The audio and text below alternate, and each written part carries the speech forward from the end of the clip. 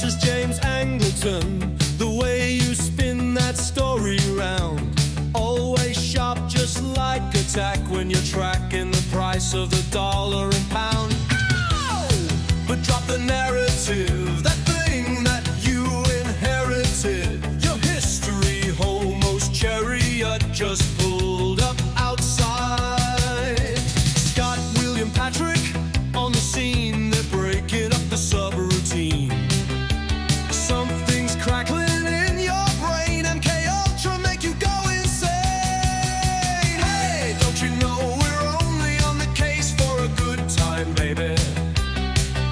Took a Rhodes pill, now I'm reading these books for a long time, baby.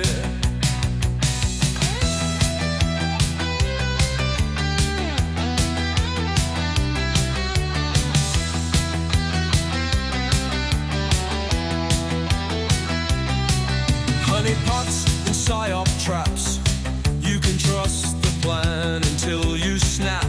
Slop conspiracy everywhere. History homos clear the air. Close your eyes, what's truth or lie? Hiding in the space between. Reality's a tangled scene. Tune in, you'll know what I mean.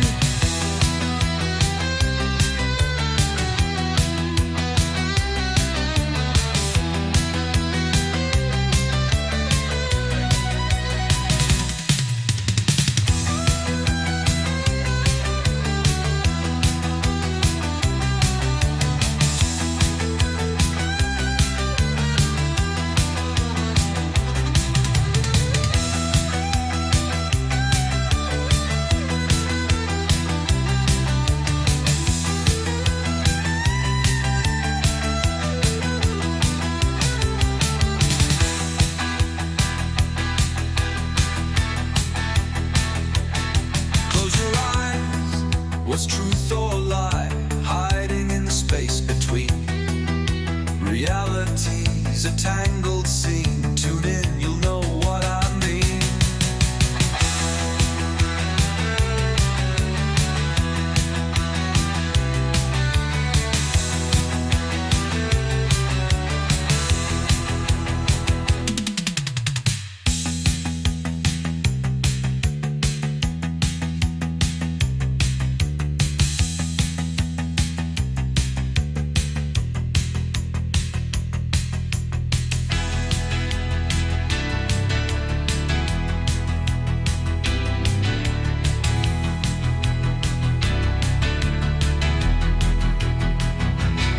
Hey, history homos only on the case for a good time, baby.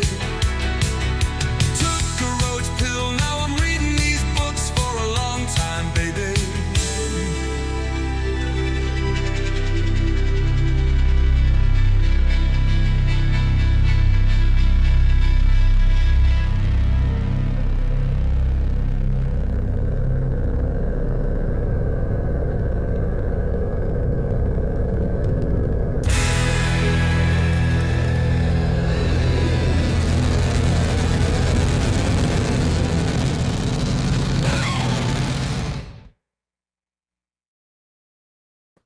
And we're live. Welcome back to the show. Joining me and Patrick this week, very excited to have him back, is the author of the new book, somewhat new book, Lee Harvey Oswald in Black and White, Volume 1. Welcome back to the show, Cory Hughes. Thank you. Now, Cory, I sent you a photo as soon as my book came in from Amazon.com. By the way, it's available on Amazon.com, as well as his website, coryhughes.org. But I put it down, and that very night, my wife had done like a bit of cleaning in the living room, and it resulted in her pushing the coffee table over to where our like television entertainment center is, which is where the book was resting. So before I picked it up and began to do my research for the show, and I happened to be upstairs editing the podcast for, it was a Sunday, and I all of a sudden I hear, "Oh my God! Oh my God! Oh my God! What the fuck?" and I come running downstairs, and my wife is apoplectic. And I now, Corey, what I can only describe as a torrent of cat vomit was swirling all around the entertainment center. It got under the PS4, it got under the legs of the television, and most importantly, it saturated my copy of Lee Harvey Oswald in Black and White Volume 1. Man. And I will say this, is that on top of the book was another book. It was a copy of the Atlas of Middle Earth, and the Lee Harvey Oswald. I don't know if this was like some sort of cosmic endeavor that your book, or maybe you in some small way, unwittingly unleashed, but you saved my somewhat rare copy of the Atlas of Middle Earth from cat vomit. So for that also, I do thank you. But I must say, you were quick to issue me a copy of the PDF once I told you of this. And I also assured you, by the way, that I am going to be buying another physical copy of the softcover version of the book come Christmas time, because I am going to be buying this for my father-in-law, who is a massive Cory Hughes fan, and he needs to finish accumulating more Cory Hughes material. So I just want to say, first off, I did read the book after all that, and another tour de force. Corey, how the hell do you do it?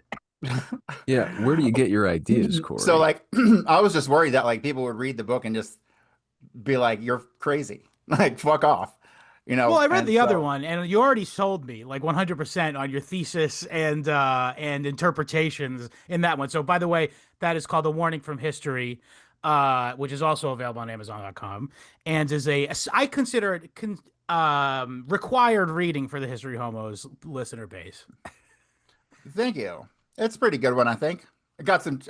So I got if you like the format of Lee Harvey Oswald in black and white, once I get through volume 2, which will only take me a couple months, 2 or 3 months to finish. Yeah. I'm going to do my second edition of A Warning from History in the same style with. Ooh. Yeah. So that's going to be a mammoth 8.5 by 11, probably 500 plus page. Epic. Right. Well, I'm looking forward to that. I'm also going to be buying that for my father-in-law as well, of course. I like it because it's big enough. If you have to, you can kill somebody with it. It's going to be that big. True. You know? Well, they're going to take away the guns, obviously, so we're going to have to use Cory Hughes books to save our lives. It's at least thick enough to hollow out and put a gun in. True. So, yes. You know, now you're thinking with portals, my friend.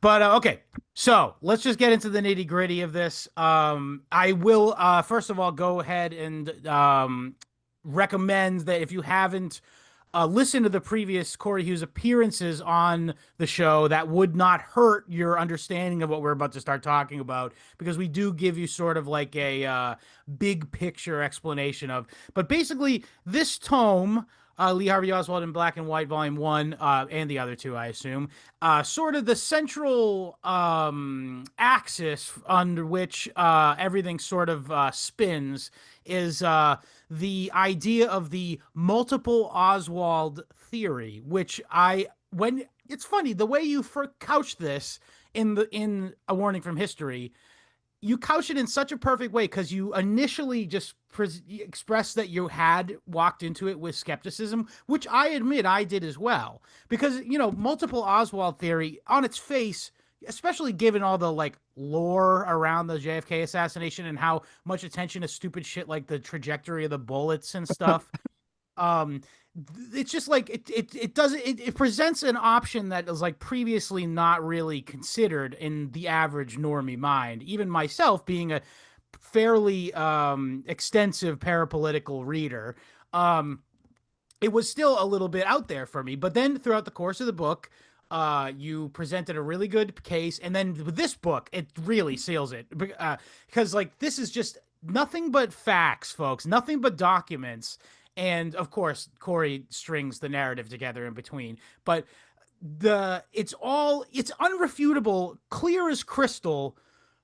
They stole fizzy lifting drinks. And you lose, sir. Good day, Good sir. day. Yeah. No, it's a remarkable trail of evidence that you've amounted. And by the way, you've broken it up in this first volume. It only deals with the early life of Lee Harvey Oswald, which I thought was a very funny allusion as well, by the way.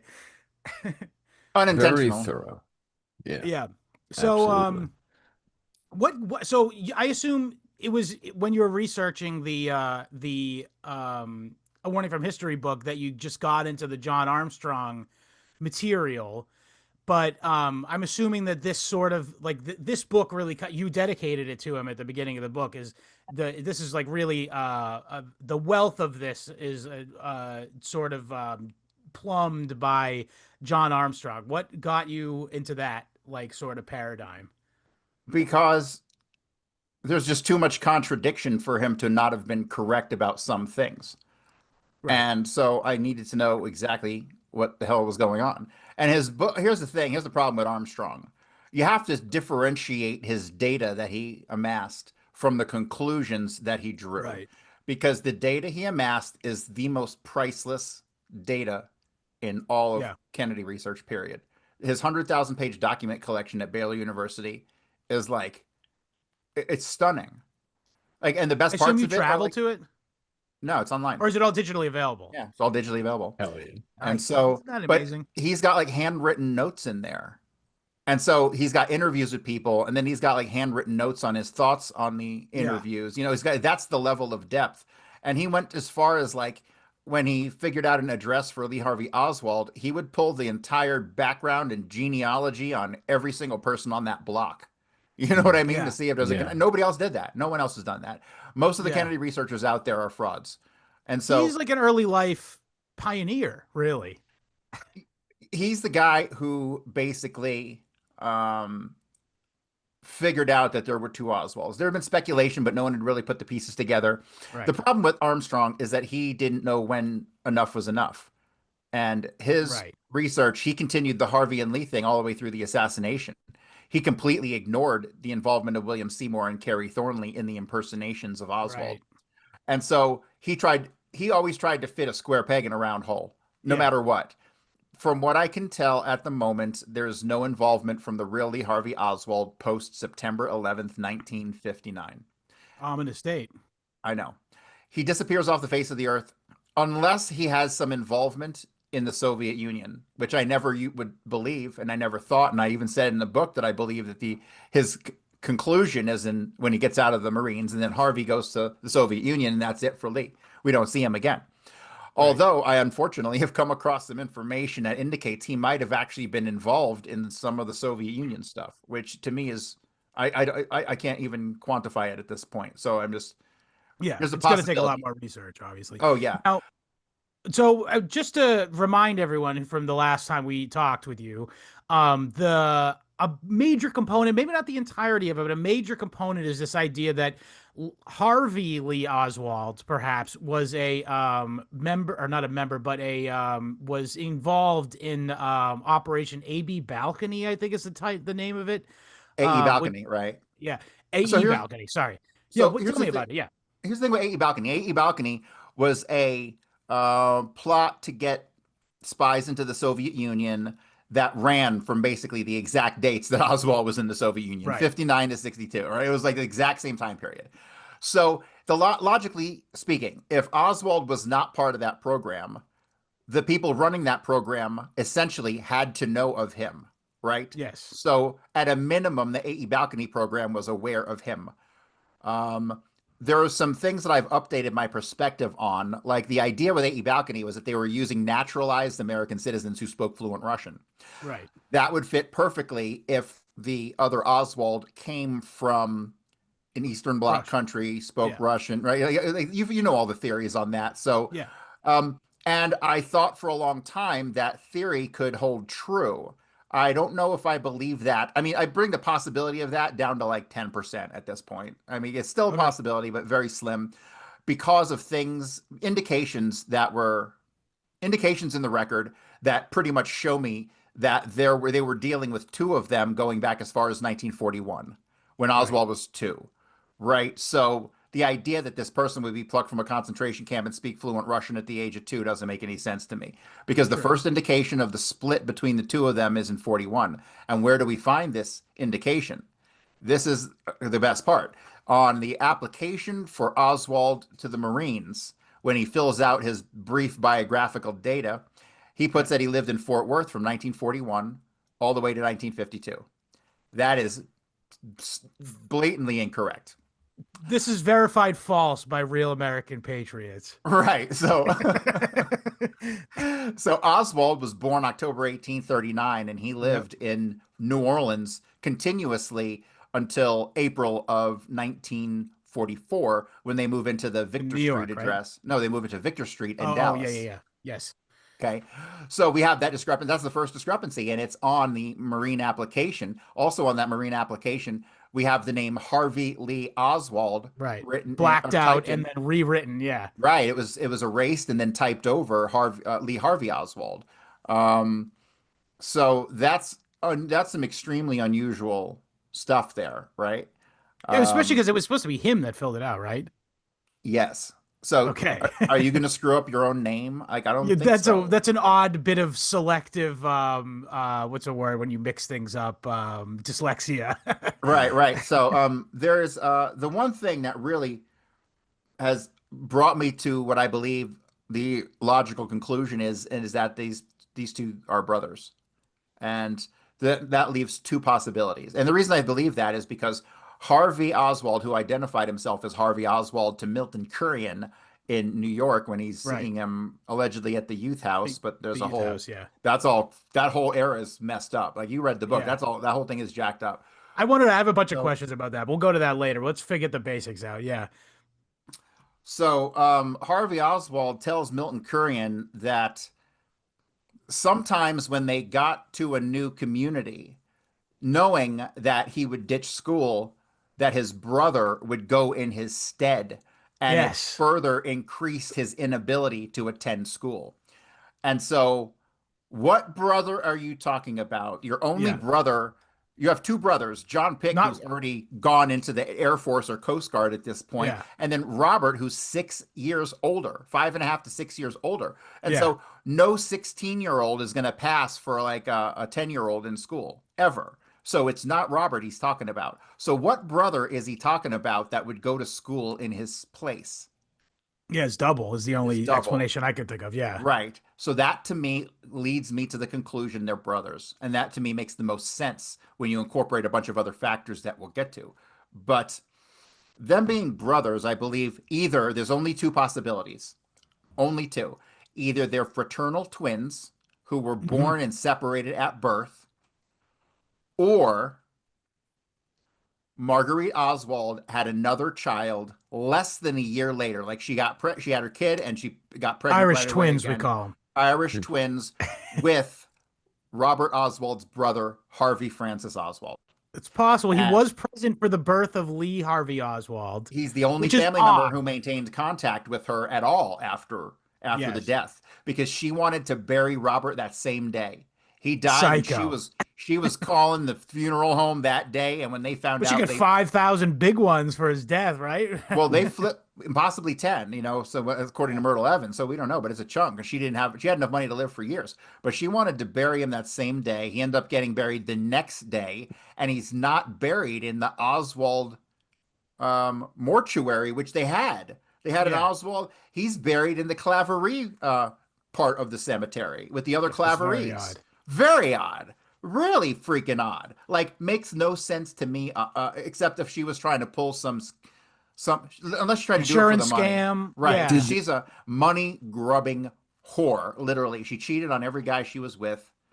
Going back to Ed Pick, who was John Pick's father. She cheated Yeah. on him with a guy named She VJ does have a Nabla. gap. She has like an overlap of every marriage that she has Yeah. with the next guy, literally every time. Even in a time period which was seemingly more, hush hush about that kind of stuff. Like, they were pretty free to be like, yeah, she had multiple husbands and shit like that. It was not a normal thing.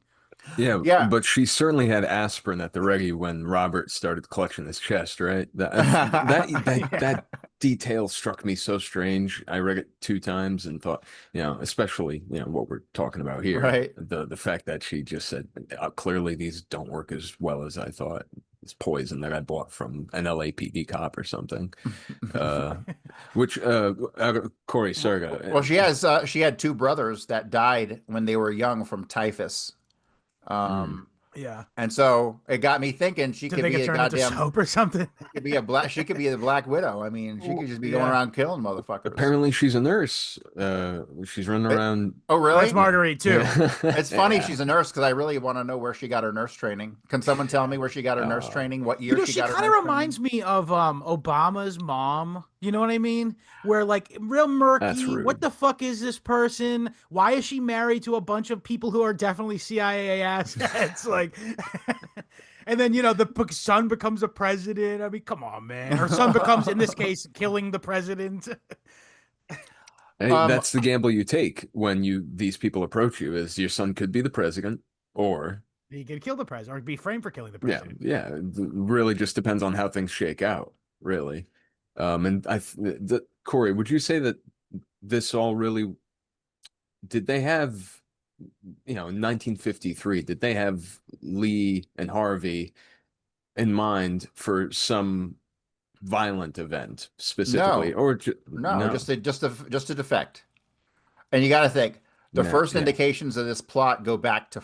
I've got them separating in 41. I've got the Hmm. first conflict in location in 45. When did the CIA come around? 19. 47. Yep.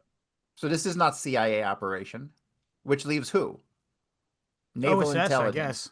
Yeah, Naval intelligence. This is that too. not an Yeah. OSS operation. This is a naval intelligence Interesting operation. you say that because we've like recently just come into all this information about how MK Ultra came out of naval intelligence, Operation Artichoke, and I forget what the other one was called, but regardless. But also, I mean, Bluebird. like Bluebird, yeah. And then Time. the other thing is, yeah, I mean, like there's all kinds of like again, we're getting into the realm of esoteric symbolism in films, but I mean, like there's first of all, Scientology comes out of naval intelligence too, by the way, which is a subset of MK Ultra. But also, I was just gonna say, like in Kubrick's Eyes Wide Shut, there's like a major naval motif throughout it Yeah. because he's clearly encoding the fact that naval intelligence is such a massive aspect of all this spooky shit that happened in the 20th century. He And even I keep finding these connections to the Scottish Rite with naval intelligence guys. And so there's got to be that Freemason connection there. And the Freemason is just another Jewish endeavor when you get Yeah, to well, it's all the based nuts on and bolts of it. Kabbalah, so yes, Yeah. literally. Yeah. well, last time you were on, we were talking about the Scordianism and Kerry Thornley's hand in that. Yeah. Um, So he allegedly thought that shit up as a teenager, but the CIA must have just let him run with it because that's some stupid shit. And Yeah, it's literally nihilism. every stupid fucking movement you could possibly get money and get behind, the CIA dumped money into and got behind it. Like, I believe it was just social experiments to weed out the fucking. It was COINTELPRO. They were just keeping tabs on the people who had joined to keep tabs on the weirdos. Yeah. That's it. And people are opened up to different thought patterns because they want to they had the whole Henry Murray authoritarian or Adorno authoritarian personality thing that they wanted to be like sort of what do you call it? Insulate America from getting infected by meaning like right wing populism and stuff. That was not what you saw during the 20th century. It was bunch of goofy Cold Warrior bullshit, which was like all like all just to serve to just further American imperialism anyway. and it was all just we get into this in our previous episode. Was Kubrick connected to intelligence? He was well aware that a lot of these guys had, were being coaxed, into a mania that would match, the, Fervor of the times. yeah. So Um, uh, but let's it's talk just about oh it's yeah, just go so ahead. crazy. It's just really funny. It doesn't pan out with Harvey and Russia, so they got to put him, back on the shelf for another few years until his time comes. So, in fact, we don't even get to that in this book, which Right. is the great thing. Yeah. So let's talk about a couple other incredibly odd coincidences for the Oswald family. First, I want to talk about Floyd Oswald, who apparently had a thank you, Armstrong, for this, for noticing it. But the 67 coded file, FBI file, which, do we have access to that, or are we aware that there No, is a 67 file I on don't there? think we have any 67 files, period. Yeah, I would think, yes. But 67, the significance of the 67 is that it was for like people who had sex with what's his name only, Hoover only, Yeah. J. Right. Edgar Hoover only. And For so your so Hoover only. yeah. But yeah, so basically, if in the FBI, if there's a like a file that's coded 67 dash whatever number, that means that it's a top secret thing only for that cadre of people at the top of the FBI. And apparently there is during the course, was the Warren Commission, they discovered this. I don't think the Warren Commission acknowledged any of it. Okay, I think but some of it got dug up by the Secret Service, but the Secret Service reports are scant. I mean, I'm coming to the real conclusion that of all the documents we have, we probably have less than 5% of all documents. that's crazy. Right. But regardless, so there was apparently one on Floyd Oswald, who is his mother's sister, if I'm not mistaken. No, Or his no, father's sister. And it's just odd that someone so close to him, but that having no seeming significance in the larger thing, would have something so high Right. a classification. And then interestingly, also, she was beaten to death by black orderlies in 1982 or something. Yeah. Yeah, it's a weird story. We don't know anything, which is weird. Why don't we know anything? Like, Why nothing? Yeah. yeah, we got nothing on her. I don't know that her getting, well, see, who knows if her getting beat to death had anything to do with the 67 It probably file. didn't. I assume that she just had black orderlies, and that's just how it happened. Just the way it goes. But they tried to force her to sign over deeds, and I guess she wouldn't or couldn't or whatever, but they ended up beating her to Oh, death. okay. Um, I could see, yeah, there'd be some kind of intrigue there, but probably not, unfortunately. But but they had her the under other, the 67 file. The notations on the FBI cover sheet indicated she had at least two other aliases that she went under. So, what the fuck? So who's the old um, lady that got beat to death that night? yeah, that's Oswald's aunt. No, we hope. Or Yeah, And we see- think, yeah, we don't we know. assume. And see, there's another Oswald. What's her name? I forget her name. I didn't put this in the book because it wasn't overly relevant. But up at the same time that Marguerite Oswald, I put her up in New York in that early 40s period, right? Because the fucking only thing that makes sense. Yeah. And so, but Oswald had another aunt who was married to a guy named James Purcell, and they lived in New York around that same time. James Purcell ended up being like the assistant secretary of agriculture. He was like a huge big shot in DC. And then they end up relocating from New York to DC after 42 or 43, I think. That is So odd. Sort of parallels Fred Korth and his That's another one of my questions. Yeah. yeah, so but this guy, he's never brought up in any of the Oswald background stuff. He was the secretary of the agriculture, and he was in charge of the agricultural stock exchange, which I guess was a thing back then. I don't know if it still Yeah, is. I don't think it Um, still exists, but I could be wrong.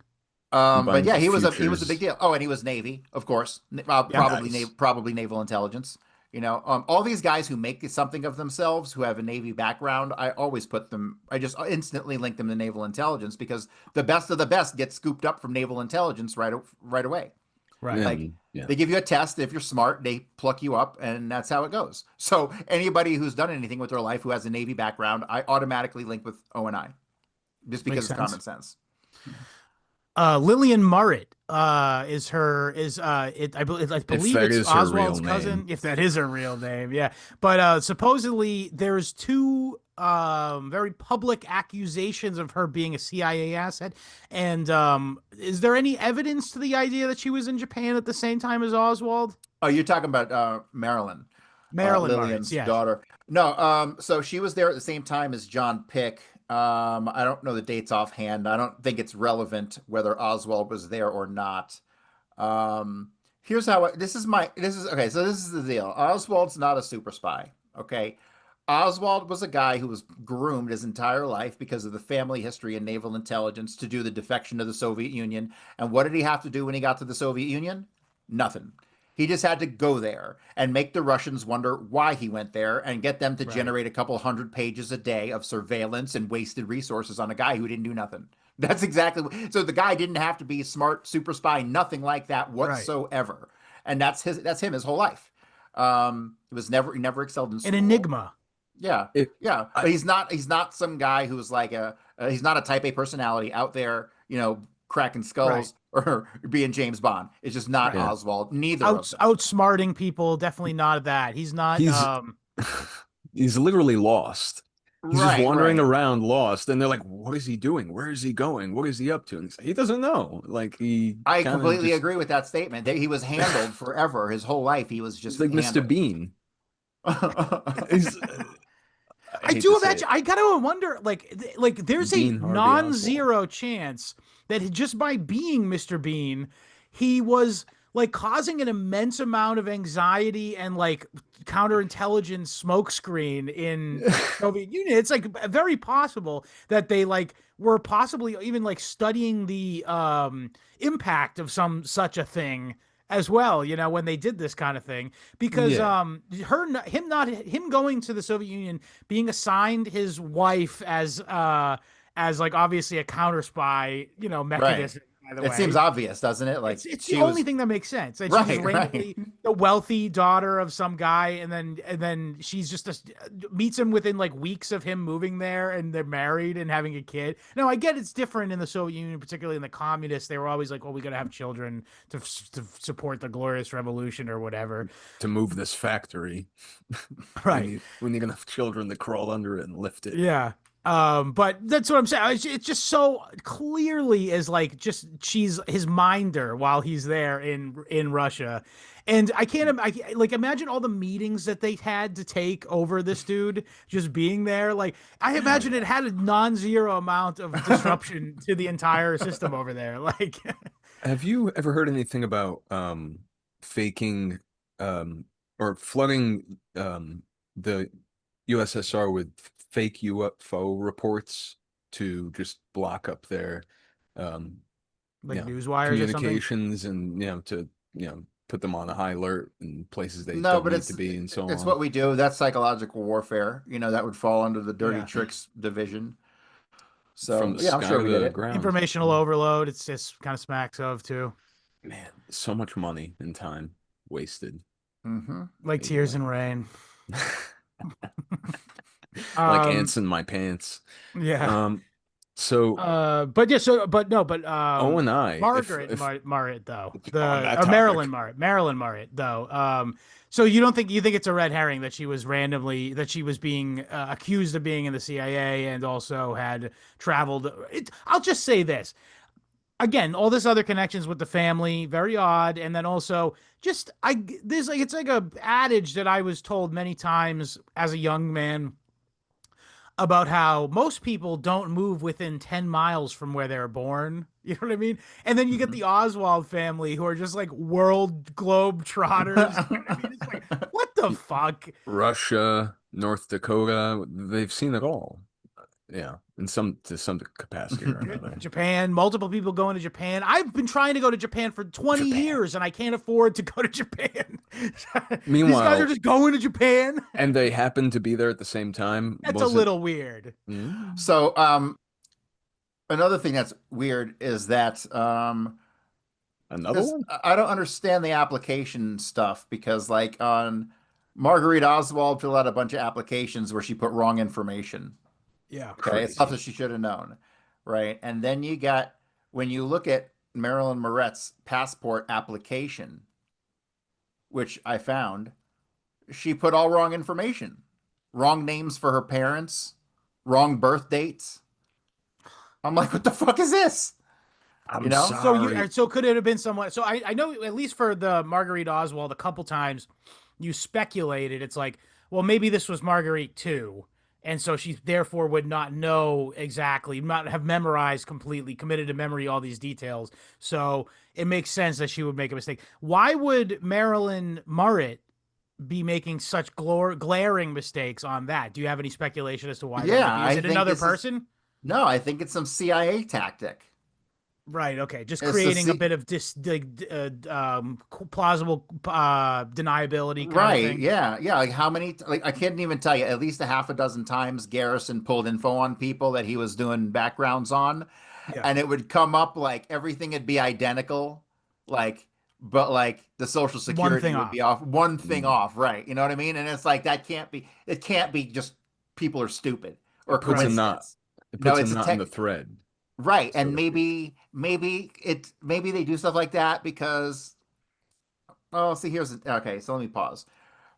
When this comes to the two Oswalds, I thought that maybe they would like have things could be off by like a day, like the birth Yeah. date of 18th and 18th, 19th, 19th. Yeah, that was a big common one. Yeah. as kind of like an indicator, and they could always play it off as a mistake later, you know. But like I I think see. I don't know how that would apply to Marilyn Moret. Well, Marilyn, Right. it was also Joyce Moret, and if you look at a picture of Joyce Moret and look at a picture of Ruth Payne, they're like identical. And from what I can tell, it appears as though Joyce Moret and her husband, Emil O'Brien, had been in Dallas Fort Worth area at least in 58, late 58, early 59, which is not in the record books anywhere. And we know this Yeah, because of a statement made by made by Lillian Moret. Like Lillian Moret makes a statement to the Warren Commission after the King Candy incident, where the box of candy falls on Marguerite's head, which leads to the inevitable, dropping out of the Marines to go take care of her when she's now right. fucking injured. And another thing, I didn't put this in the A book, but candy falling on her head. Yeah, that's by the time notably Oswald as got life changing. by the time Oswald got out, September 11th, Marguerite had already entered into an agreement to receive a payout of nearly $3,000 from the King Candy Company, and that was coming in like 2 weeks after Lee Nice. allegedly defected. So I'm like, she knew she was Sweet. having money come in, didn't need Lee at all. She had almost $3,000 coming in, right? So the whole fucking story is bullshit. But we just got off topic somehow.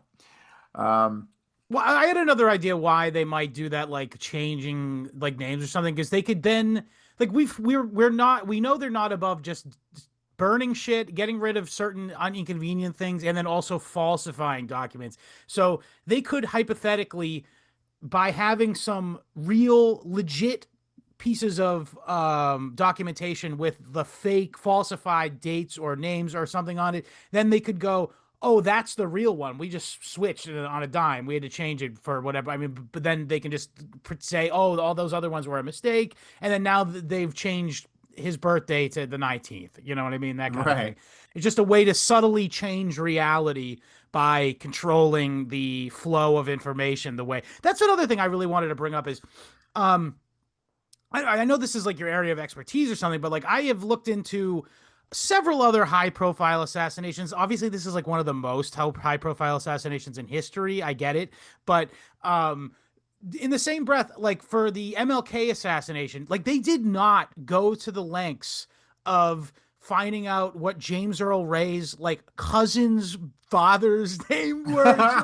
It just doesn't check out to me that they, or it does. I mean, we all know it's bullshit, but it's so odd to me that the Warren Commission, who's tasked with figuring out if there's a conspiracy, period, they're now going, okay, we need a full family history of this random seemingly not so random, but random family from Louisiana going back to literally 1898, like, and shit like that. And the only thing I can think of is like, oh, we need to catalog all of this information so that we can just manipulate it in just such a way that we can create any narrative we wish. Essentially, by the litany of shit that we've piled up, we can go, well, we can create any kind of narrative we like by like organizing it in just such a way. Get what I'm saying? Yes. Um, so I don't really have I much to add to that. I'll say. Would you say you agree with that statement? Yes, I At would say least so. on some level. Chris, That's yeah. that's just what I was agree. thinking about when I was like just reading through all this stuff about like his like biographical information. Like again, some of it is very relevant, like that mastoid being taken out of it, or his tonsillectomy. How about the fact that the Lee Harvey Oswald does not have tonsils, but then you go to the Navy, or sorry, you go to the Marines in Japan and he's got tonsils again. Go fuck yourself with that. That's like one of the more glaring. It's crazy. How did I not know about this till 2025? The mastoidectomy, I think, is super important because I think that shaped who he was. The real Oswald. Remember, because they Right. don't do this, they don't do the official swaparoo with Oswald. Well, at least with the addresses till 56, and then it's kind of a Yeah. slow process until 59, and then 59 is the final swap, right? And so, but that mastoidectomy, I think, was played a major role in why he was so withdrawn, why he didn't want to go outside and play with kids, because even when he Mm. did, he couldn't, he felt inadequate because he had a hearing problem, But I don't know, they must have flubbed it just to get him in the fucking Marines, just like they Yeah, fucking wouldn't that make you flubbed his, fail? yeah, just like they flubbed his education. Because how many times did he go to school for like 3 months in a school year and then he goes on to the next grade? What a What? dream life this kid had. He never went to fucking school. I would have killed to have this childhood. I mean, would you want it to go to PS 47, School for the It Deaf? was all white at the time, And Patrick. see, and the thing that gets me is like when it comes to the school stuff, there's like 3 or 4 different records that show the FBI saying he's like 1 grade ahead of where we know him to be, right? Which is Right. weird. And I Smart think kid. that kind of gave me the inkling that maybe they're a year apart. You know what I mean? Right. Yes. I Which see what you're means saying. Yeah. which means that one of them that they funneled into the Marines was probably only 16 years old. Did they funnel Harvey in at 16 to the Marines? But God, that Marine stuff is like I thought I had the Marine stuff all figured out because I did that whole presentation and I went through all the Marine stuff, right? But and double checking that stuff for writing this volume 2, it's like, oh my fucking God, there's so much more. There's so Of much course. more. Like I'm like I'm dreading this fucking book, man, because it's gonna Mm. be the last book I knocked out in like 3 months. This one I could do in 3 months if I fucking kill myself. It's just so Yeah. much. I mean, it's literally gonna be 400 to 500 pages. There's so much you can hide within someone's military record. It's like a labyrinthine, like, Mm. riddle. Like, have you ever looked? I Yeah. don't know. I know, again, not your area of expertise, but have you ever looked into McVeigh? No, a little Mm. bit, not There's much. so much, dude. He had like 400 doctor's appointments in like or something like while he was in Poor in guy. the army or something. But it's like, no, he didn't. He was doing something else. I don't know what that is necessarily, but I don't fucking think so. Or a bunch of them were like his teeth were getting fixed or removed, and then later on we get the real McVeigh in person, and he goes, "I've never had anything done to my teeth in my life." Mm. It's like, okay. However, and then then there's the matter of the guy's falling apart. He's got all these Yeah. yeah. It's It a rough story, very honestly. I grim. feel Uh bad for those fucking Gulf War dudes, honestly. on a unrelated related subject, Corey. Have you given much thought to the Vegas shooting? Similar angle, just a lot more people hurt, I unfortunately. I, I don't really bother because it's everything's Israel. Well, that goes without being said, but we'd like to know a little Yeah, bit more about it. yeah. That's what I don't even bother anymore. Like the world ended for me in 1968. After 68, the game Fair. was over. The last, remember in Star Wars when Vader walks in and he's like, "We just dissolved the Galactic Senate, the last Right. You're remnants an of." old head. Yep. That's Right. the That's the Robert prequels. Kennedy and Martin Luther King. That's Mm. it right there. That's the last semblance of the old world. That's So the year Kubrick left America for good. yeah, I don't care. After 68, we're toast. So I don't give a fuck. Mm.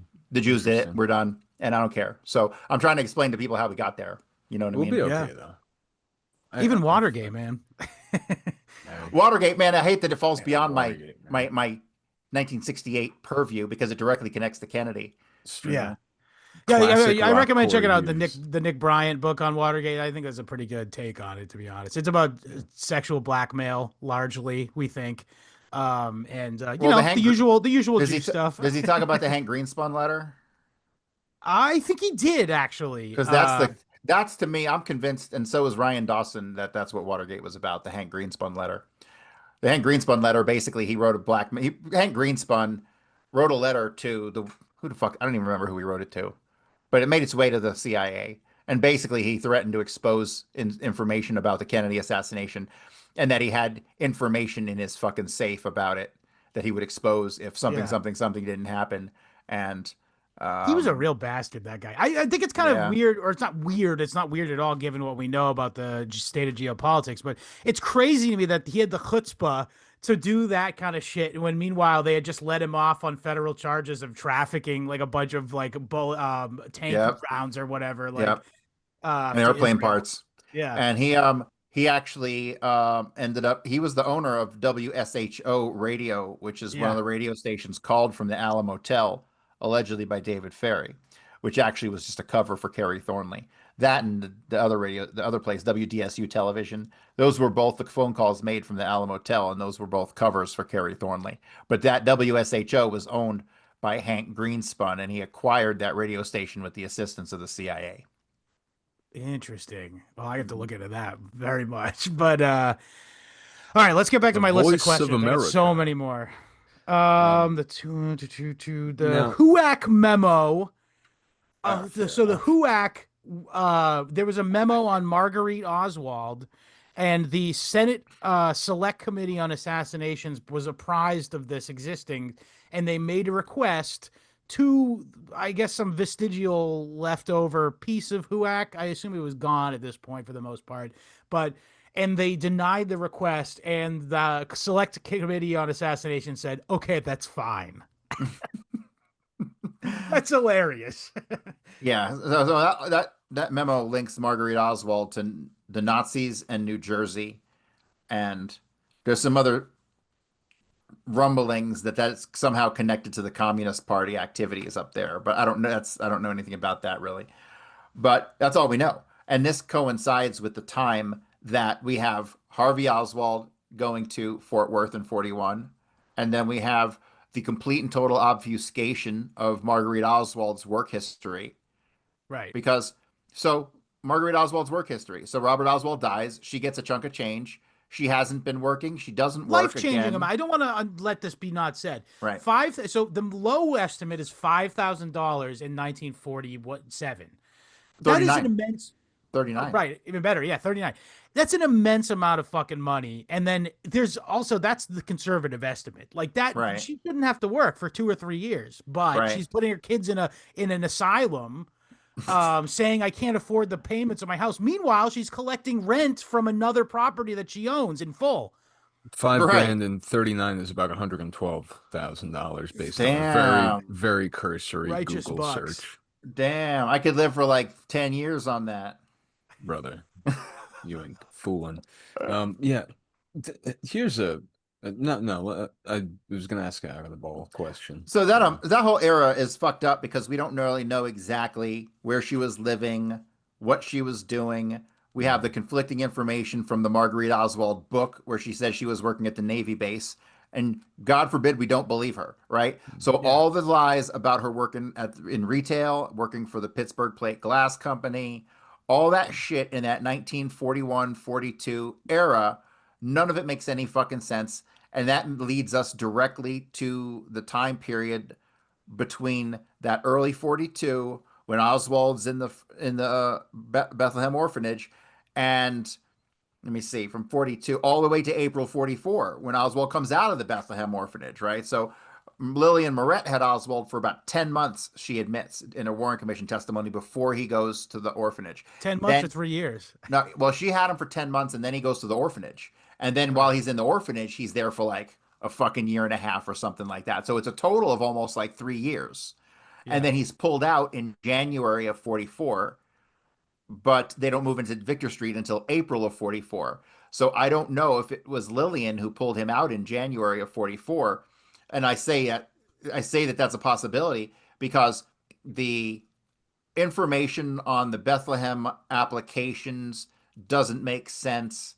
There's wrong information, wrong wedding date when she puts her wedding to Robert Oswald. So it is a good indication that she didn't fill out that information on the form for the Bethlehem orphanage, which would mean the only other person involved in this is Lillian Moret, and that's where he was living before. So it makes sense to me that she would sign him out as Marguerite. Why that would be permitted, I don't know. But it seems, but then she leaves fucking John Pick and Robert Oswald in that orphanage for another like 6 months. Yeah. They're there, and then they come out, and then what a horrible human being she is. And then she pulls them out. They're there with her at Victor Street for a very short amount of time. And then in September of 45, She drops them off at military academy, right? And that's when we get the first conflicting address stuff with the Boston and the Arizona trip conflicting with the Benbrook Common School records, right? So that Right. leads us right to that. So we have nonstop fucking shenanigans from 41 all the way through February 46. I'm like, what Yeah. the fuck's going on here? Like, none of it makes any sense. Then post 46, you've got them allegedly going to Covington, Louisiana.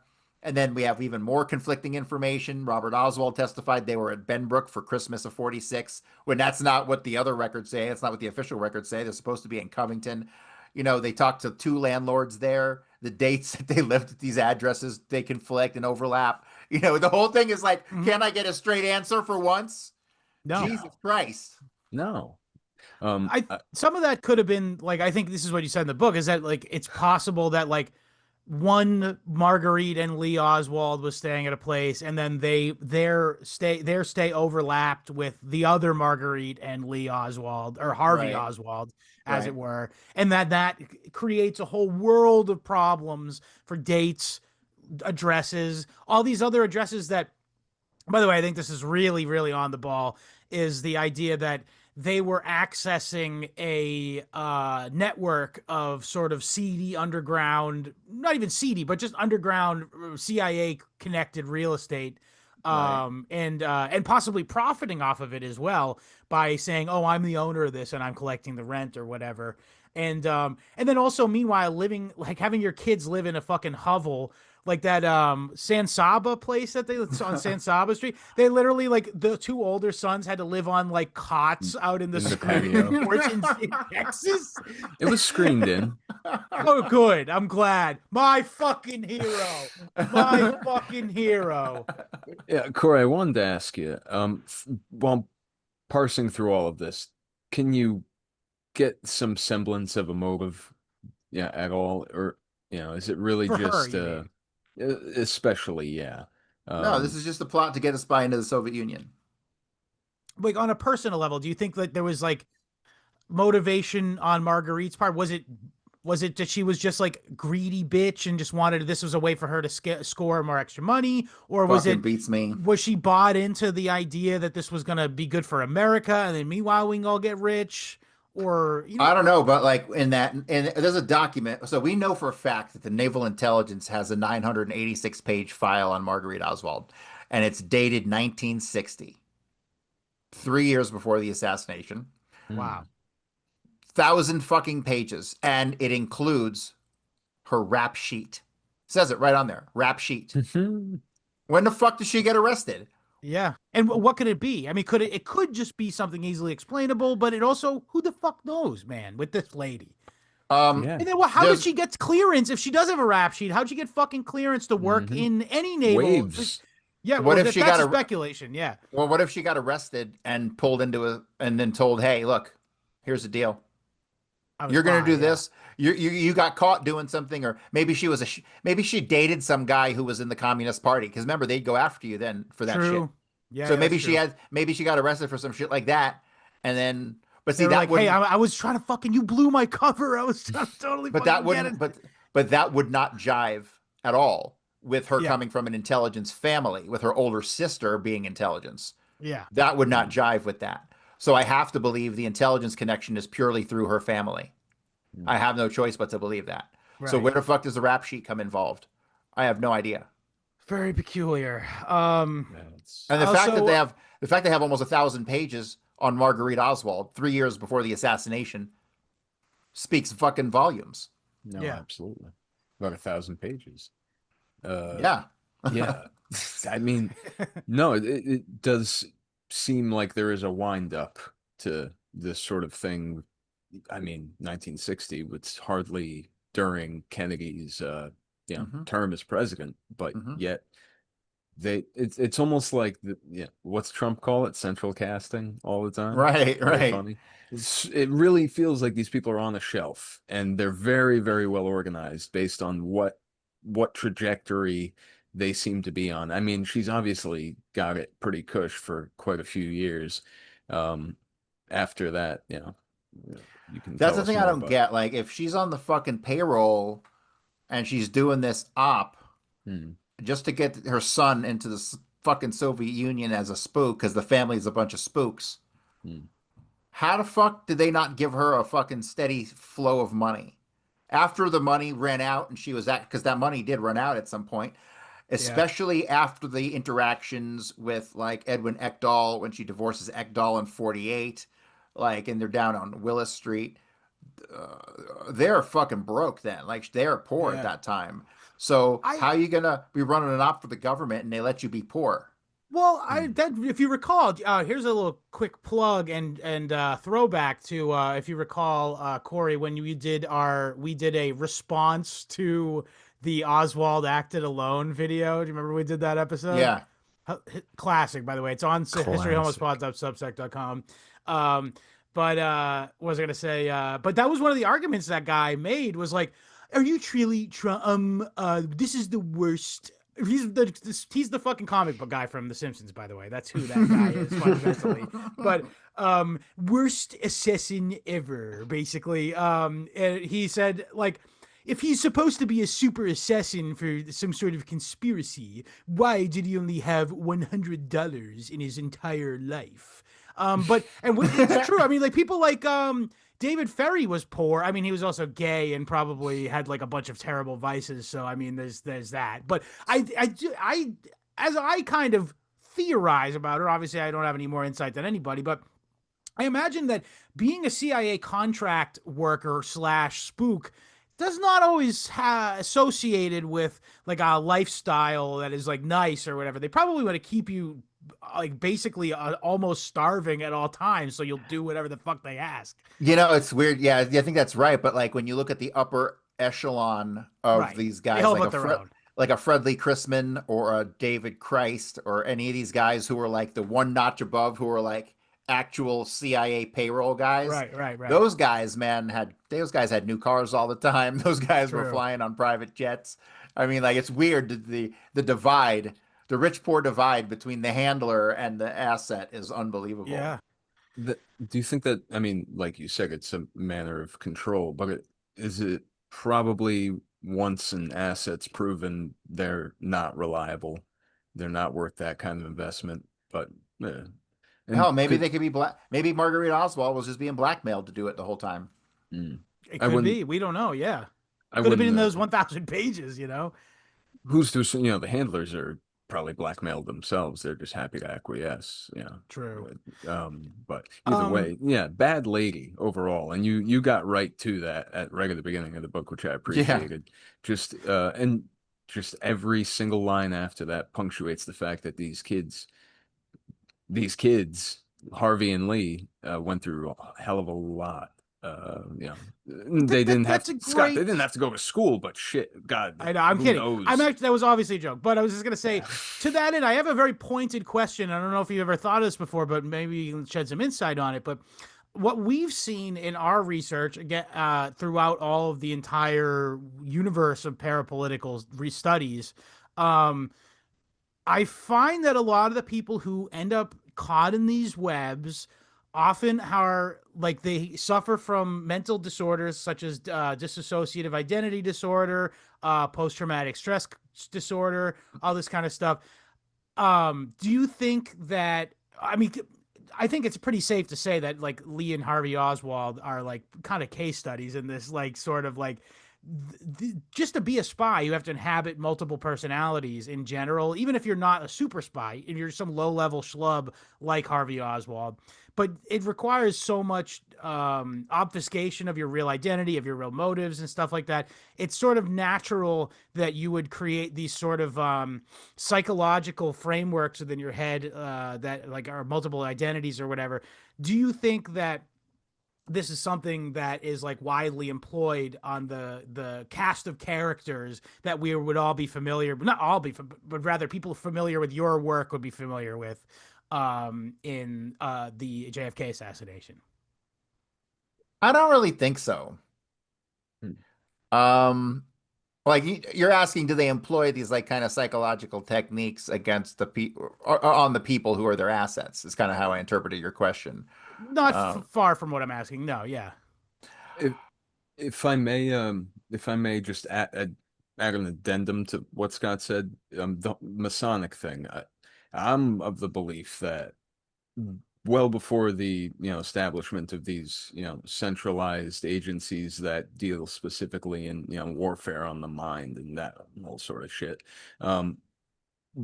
a lot of that is probably runoff from secret societies and how much that was a I don't know, like the very So I It's think the those type of framework in which things. they built it all on. Yeah. Yeah, I Well, hear what you're so saying. that framework you're talking about, I think only works on the voluntary. The people who mm, like the Masons all want to be there. They want to, True. they want to lap up whatever fucking manipulation is being doled on them. And that I doesn't saw a work. billboard. I think here's the bottom line. The bottom line is I don't buy into really much of the MK Ultra stuff as ever having produced much fruit at all because it's a fucking million times easier to blackmail or bribe somebody.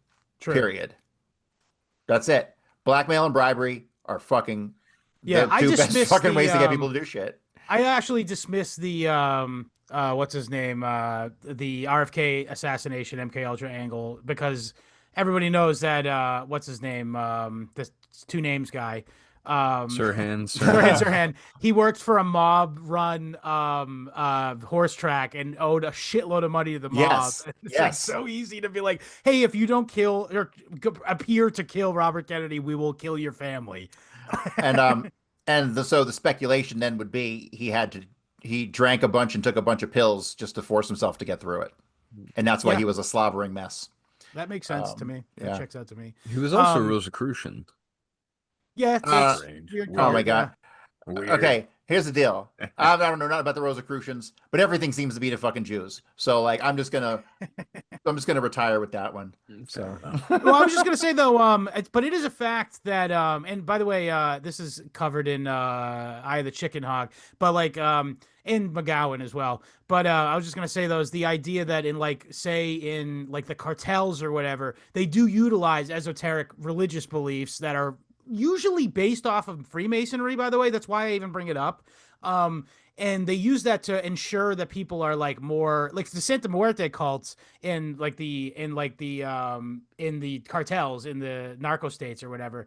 Like that is like not like a really pointed use of this, but you see it in all kinds of the David Berkowitz drug running cell. They utilized weirdo religious practices in order to ensure obedience to the thing and not ratting, by the way. So it is like it's a known use of there's known use of wacko religious and occult beliefs in order to The do criminal shit and intelligence stuff. the Hashashin, the old timey assassins in the Middle East Oh, running around. the Hashashin. Yeah, Yeah. they got these guys zonked on, various, Hash. or hash, yeah, and they'd be fed various lovely, luxurious cakes and wines, and there were ladies dancing, and then they'd wake up, and then they'd tell them, "Hey, you can have that again, but you have to work for Go us." kill somebody for Um, us. Yeah. so but obviously that's not quite as easily employed these days, but it's still in these weird little corners of the underworld, the cults and so on. This stuff, I mean, right It up to the unlocks a cartels. certain. It unlocks a certain taboo within your brain when you're doing something that's considered like culturally taboo by doing some weird practice, and it like I feel like it just loosens you up to do like criminal and like immoral things, basically, is a big aspect of it. But frankly, it doesn't have to be that with Marguerite. It doesn't Yeah, have to just go well, that that's deep at immoral still. all. She's being Yeah. immoral. She's treating her Oh children yeah, like property in order to get money, essentially. for a So couple yeah, by the bucks. way, I'm not implying that she was involved in some weird occult practice or whatever. No. I more so was saying that perhaps they were like, oh, these are two fucked up kids because they're with this psycho bitch who wants to do anything she can to get money. They'll be perfect for us to use as pawns in an assassination Yeah. kind of thing. They're fucked up mentally and they're easily malleable into whatever fucking assassin or archetype that we wish to them to inhabit. Yeah, we just wonder. We just wonder Yeah, we're just sometimes. asking questions, people. We're just asking questions. In fact, I have a question about Please. the I mean, I in my mind when I was reading it, I distinguished between Marguerite and Large Marge. Can we talk more about Large Marge? Large Marge from Pee-wee's Big Adventure. So I have a question. So when Uh-huh. you, this is something I wonder of people who bought the book. When you read the book, do you read the documents also? Yes. Right. Okay, I wasn't Exactly. sure Sometimes if they're hard to read. Oh, Sometimes they're hard to read, sometimes so they I have to are. skip them. Yeah. I that was a question I had is how how do you parse out some of these, like indistinguishable documents that, they only add up if you have something to corroborate against them because they're half gone. Um, Right. yeah. But yeah, as you were saying, I'm sorry. Yeah, I just wasn't sure how people would do that. I tried to put the images in places that corresponded with the text, but the formatting Very shifted some helpful. things. So, but no, I like the format because it's Yeah. easy to read, it's easy to digest. There's no chapters, right? That's one thing I wanted to Hmm. eliminate because this is one big flowing life. Like I didn't see the need to divide it up because it would create mental divides in his life. And Right. so That's true. That's I great. like the format. I think it's a good format. And I like the large size book. Yeah, I Mhm. did too.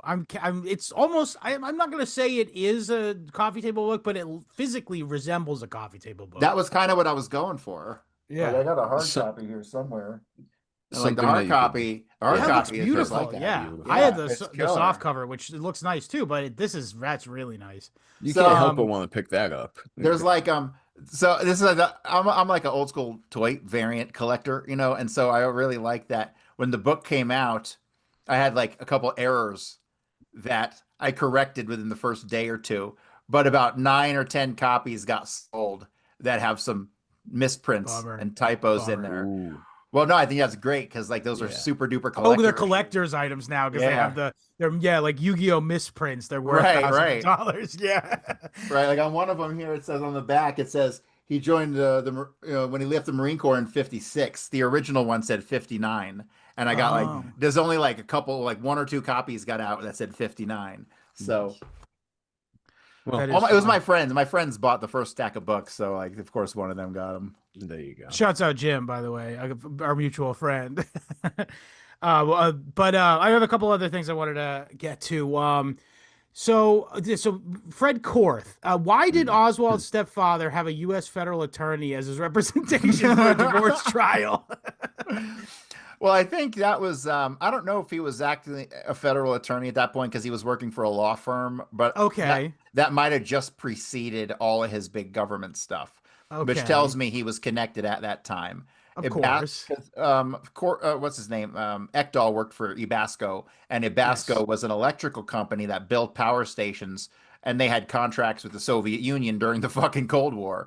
So right, how do you get those? Obviously, you go through the CIA because they're right, gonna stick spies in your fucking team to implant shit and spy yeah, on. They're gonna send spies. That's what they do. yeah, Like I don't want to hear about no Russian ambassador doesn't work for the CIA. Fuck off. Like they all do, right? It's just how it goes. Same thing with yeah. the private contractors. So not only was it a big deal that his company had contracts and they were intelligence connected, but then you add Fred Korth to that, and you're dealing with like the upper echelon of Washington in Yeah. 19 fucking 48. What You know was what his I mean? highest office that he achieved? He was a secretary of the Navy. Insane that this dude has any sort of intersection with these people on such a granular level. Mm. Yeah, Like, I know. I know. and then, but why? So why does it say? You mentioned that in her self-penned air quotes book, Marguerite Oswald said that Fred Korth had a hand in setting up Lee Harvey Oswald. Does she go on to say what in what way, or is it just this obscure, enigmatic thing she said? Well, I can see it when you because and this ties back. There's a couple different areas that his life intersects. So you have the divorce with Ekdahl, Right. which means that he knew everything about the whole family where they had lived. I mean, Yes. when you get a divorce, they go through the whole family history. So he knew everything about the Oswalds. This is in 48. Oswald's only 9 at this point. But we've already got Two. the two starting in 45. We have the first, the conflicting school records from the Boston trip. So there's something going on for 3 years by the time Fred Korth is Ekdal's lawyer. Yes. So, and Fred Korth, I don't remember. I think he was in the Navy prior to him being Secretary of the Navy. I have to double check Yeah, I this. think he was in World War II in the Navy, if I'm not Right. mistaken. And so that would be a naval intelligence connection there. So Naturally, it would seem to me it's probable he was assigned. He as was like a watcher. he was the guy who was in on the scheme who was assigned to manage everything in a responsible manner. Who was his boss? Who was his boss? That's what I want to know. Bill Donovan. I mean, who the fuck knows, man? Like, Yeah. um, these guys at the top seem to have their hands in things at the bottom level L. Ron sometimes. Hubbard, maybe. But there's clearly a naval intelligence connection there with Korth. And so everything that happens in the Marines falls under the Navy. So even though, Particularly then, yeah. right, you have Marine G2, which is an investigative unit, but an intelligence unit, but you have, I'm assuming ONI would manage all intelligence for Marines. I'm just Yeah. assuming that. And so you got to think starting in 40, let's say the thing started in 45 with the one discrepancy. 3 years in, Fred Korth is assigned to handle the case. What's the next major event involving Fred Korth? Well, okay, here's the other thing. This jumps us over to the false Marguerite because we go back to the San Saba address, whereas we have the conflict because the story says that they lived at the Willing Street address for 2 months, then lived at the San Saba address in July and August of 48. And then they moved out of there and went to was it Ewing? I forget which address they went to after that. But that's when Robert and John Pick went back to school in 48. But we have the neighbors, Georgia Bell and Otis Carlton, who said, no, no, no, no, no, that's wrong. They told John Can't Armstrong be. directly that Yeah. they lived that Marguerite was a nurse. She lived there in 47. She had one son with her, and that was it. And she didn't have a car. Remember, she had to get driven to get her Yeah. nurse uniform. Nurse outfit, yeah. Well, the place she had to be driven to get her nurse outfit was directly next to Stripling Junior High. So what does that tell Okay. me? 2220 Thomas Place is directly next to Stripling Junior High. So that tells me that the house that they drove her to get that nurse uniform was 2220 Thomas Place, which at the time was owned by a woman named Edna Pendleton. I don't know the connection between Edna Pendleton and Fred Korth or anybody else, but that if that's true, and she did go to 2220 Thomas Place to get her nurse uniform in 47, that links the false Marguerite Oswald to that address for 17 years. Right. Because she was living there at the time of the assassination, and they were living there when Harvey went to Stripling Junior High School for those 2 months in 55. So she was probably parked there that whole time, yeah. I don't know if she was parked there the whole time, but the implication is that she has a direct connection to that house. Right. And so the second owner of that house was Mary McCarthy, who was responsible for renting to her at the time of the assassination. Mary McCarthy was a close personal friend of Fred Korth. So then you have Fred Korth popping up in the life of Marguerite and the false Marguerite. Well, he's popping up in the life of both of them now because the original Marguerite got divorced from Edwin Ekdal. And now we have the false Marguerite who is living at 2220 Thomas Place, who's a friend, through Mary McCarthy, the friend of Fred Korth. That is fucking mind-blowing to me. And that tells me that that house is part of some real estate network. And at some point, they transfer the ownership because that's what they do. Same thing applies when you look at the Davenport address that Robert Oswald lived at. Robert Oswald lived at 7313 Davenport, Fort Worth. So we have more conflicting information with where Oswald went to school. Everyone knows he graduated from Beauregard in June of 55. Well, we have a lot of information that would indicate that Harvey Oswald actually graduated from Monig Junior High in Fort Worth. There's numerous witnesses that put him at Monig Junior High. I prefer Lesnig. And so the thing about Monig is, God damn it, I'm never going to be able to forget that now. I'm sorry. This man's a I scholar. saw it lying Scott. there. He's a scholar. The thing about Monig is that Tommy Brown, who was allegedly a friend of Oswald's, who talked to John Armstrong, he puts Lee Harvey Oswald, living at that address up till June of 1955. The problem with that is that fucking Robert Oswald didn't get out of the Marines till July of 55. Yeah. And he didn't buy that house until February of 57. So we got Oswald put at a Saying he's living house. there. Yeah. We got Lee Harvey Oswald at a house that is not supposed to enter the official story for 2 more years. Right? So that's why I believe 100% that he did go to Monig, that Harvey went to Monig and Lee went to Right. Stripling, and they both graduated from there. But even Armstrong ended up disregarding that information. And he ended up Because it disregarding didn't it. fit his. Is it because of the third Oswald? Yes, he didn't know how to Yeah. he did not grasp how to interpret the information on the third Oswald. And there was a third Oswald, but I'm starting to think that that was kind of like practice, maybe for the, I don't know. I don't know how to explain it because I can clearly put both Oswalds in Japan, or actually in Taiwan, technically, during this late 57, early 58 time period. And that's when Palmer McBride said that he was working with Oswald at Pfister Dental Lab. Then John Armstrong interviews fucking Palmer McBride, and he shows him a picture, which is a picture allegedly of the false Marguerite sitting over at 126 Exchange Place.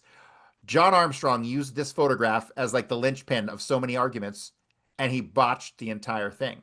Bummer. That photograph is not the false Marguerite. That photograph that he showed Palmer McBride is 100% Lillian Moret. Not only does it look exactly like Lillian Moret, it's in Lillian Moret's house because the curtains are identical. Right, she's in the damn same house, right? So it's 100% Lillian Moret. But what does that mean? That means that Lillian Moret was introduced to Palmer McBride as Marguerite Oswald. Wow. And they obviously they look alike. They're sisters. Well, they don't even look alike. Marguerite Oswald is, well, the real Marguerite is about an inch or two shorter and at least 30 pounds lighter.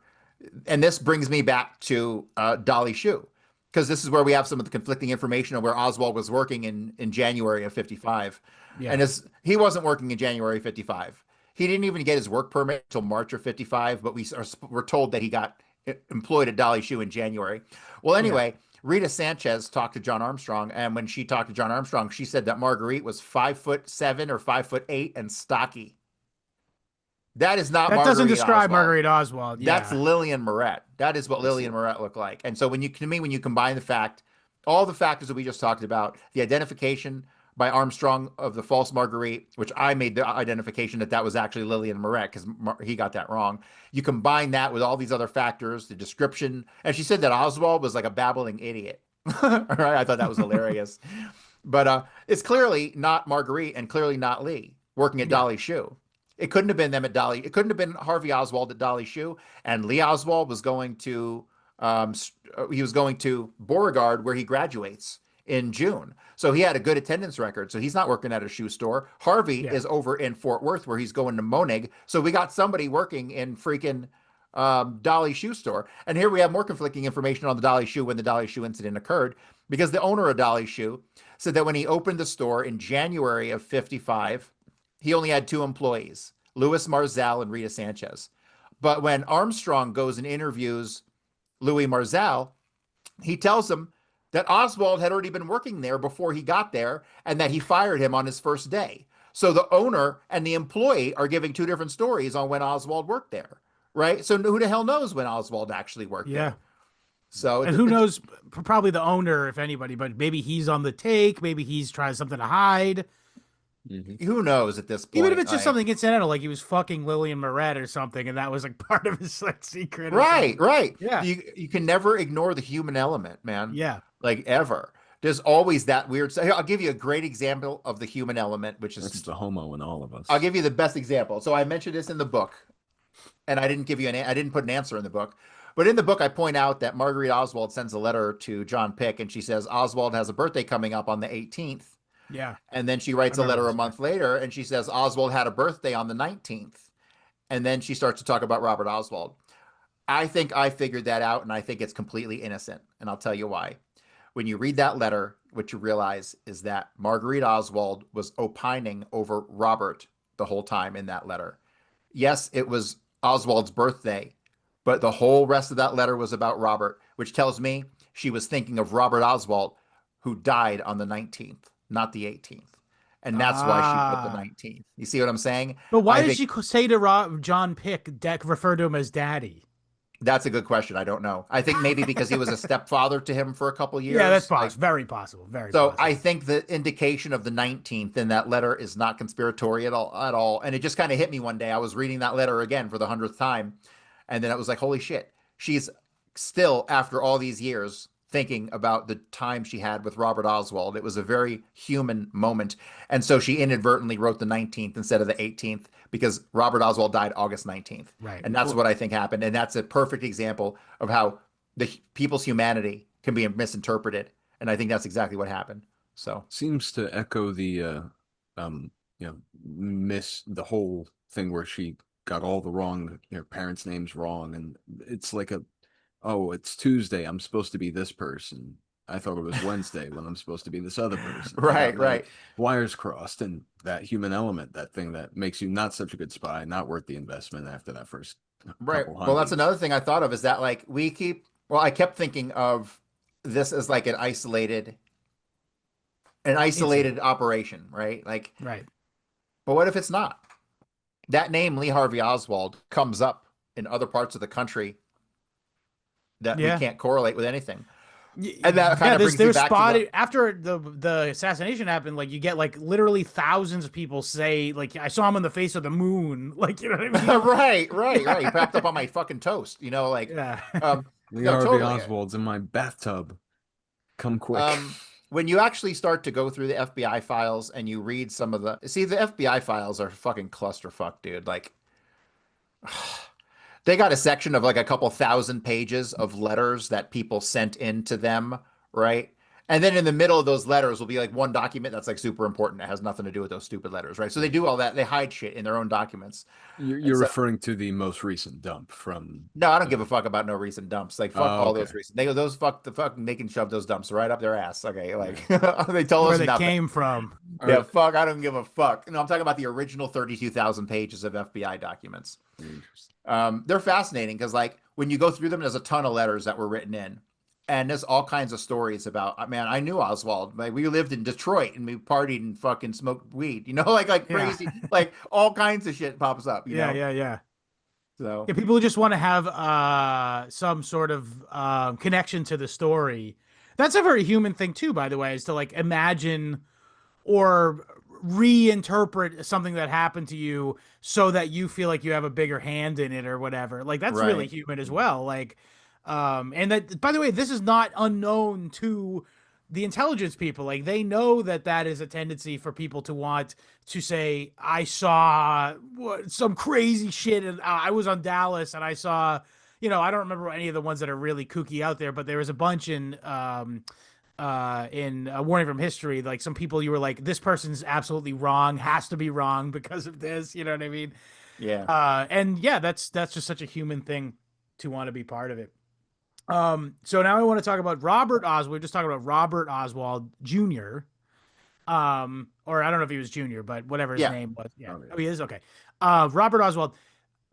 How much credence do you put in the idea that he was well, obviously he's connected because he's taking photos and misattributing the time on purpose in order to give a cover for what time of the year they're in New York or whatever. Right. Right. But how much credence do you give the idea that he himself was like a player in his connection to the Apalaka Air Force or was it Marine base or naval Yeah. base? Yeah. So here's the deal. Like that Marine base down at Opelika was where they ran the Arbenz operation and Operation Yeah. Mongoose, and it didn't last much long into the 70s, I don't think. But at the time, their security personnel were Marines. Right. So I'm assuming he was there in a security capacity. Right. But nonetheless, like You need you clearance. needed clearance. Like nobody knew that base existed unless you had top secret clearance, right? So Right. it's clear that he had a high level clearance even to have that assignment at all. The thing about Robert Oswald is at some point in his life, it's obvious there's enough miscellaneous references to this that I'm convinced of it.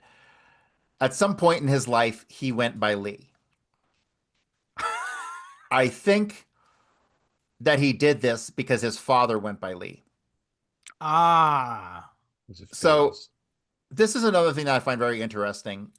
So Robert Oswald Sr., um, everyone called him Lee. That's just how it was. His name was Lee. So Robert Oswald Jr. is born, and I believe he liked to be called Lee. But Right. then he's like 6 years old, and now he has a new brother named Lee, and he can't be Lee anymore.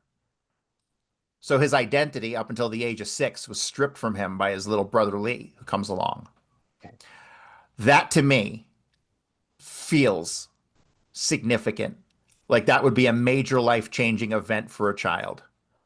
You're proving my trauma point, by the way, This Corey. is this is what we were looking for. This thing. This is what we were looking, So- literally what we were trying to get at here. Some I like, do not know where to fit this in to the larger scenario, but right. there's one.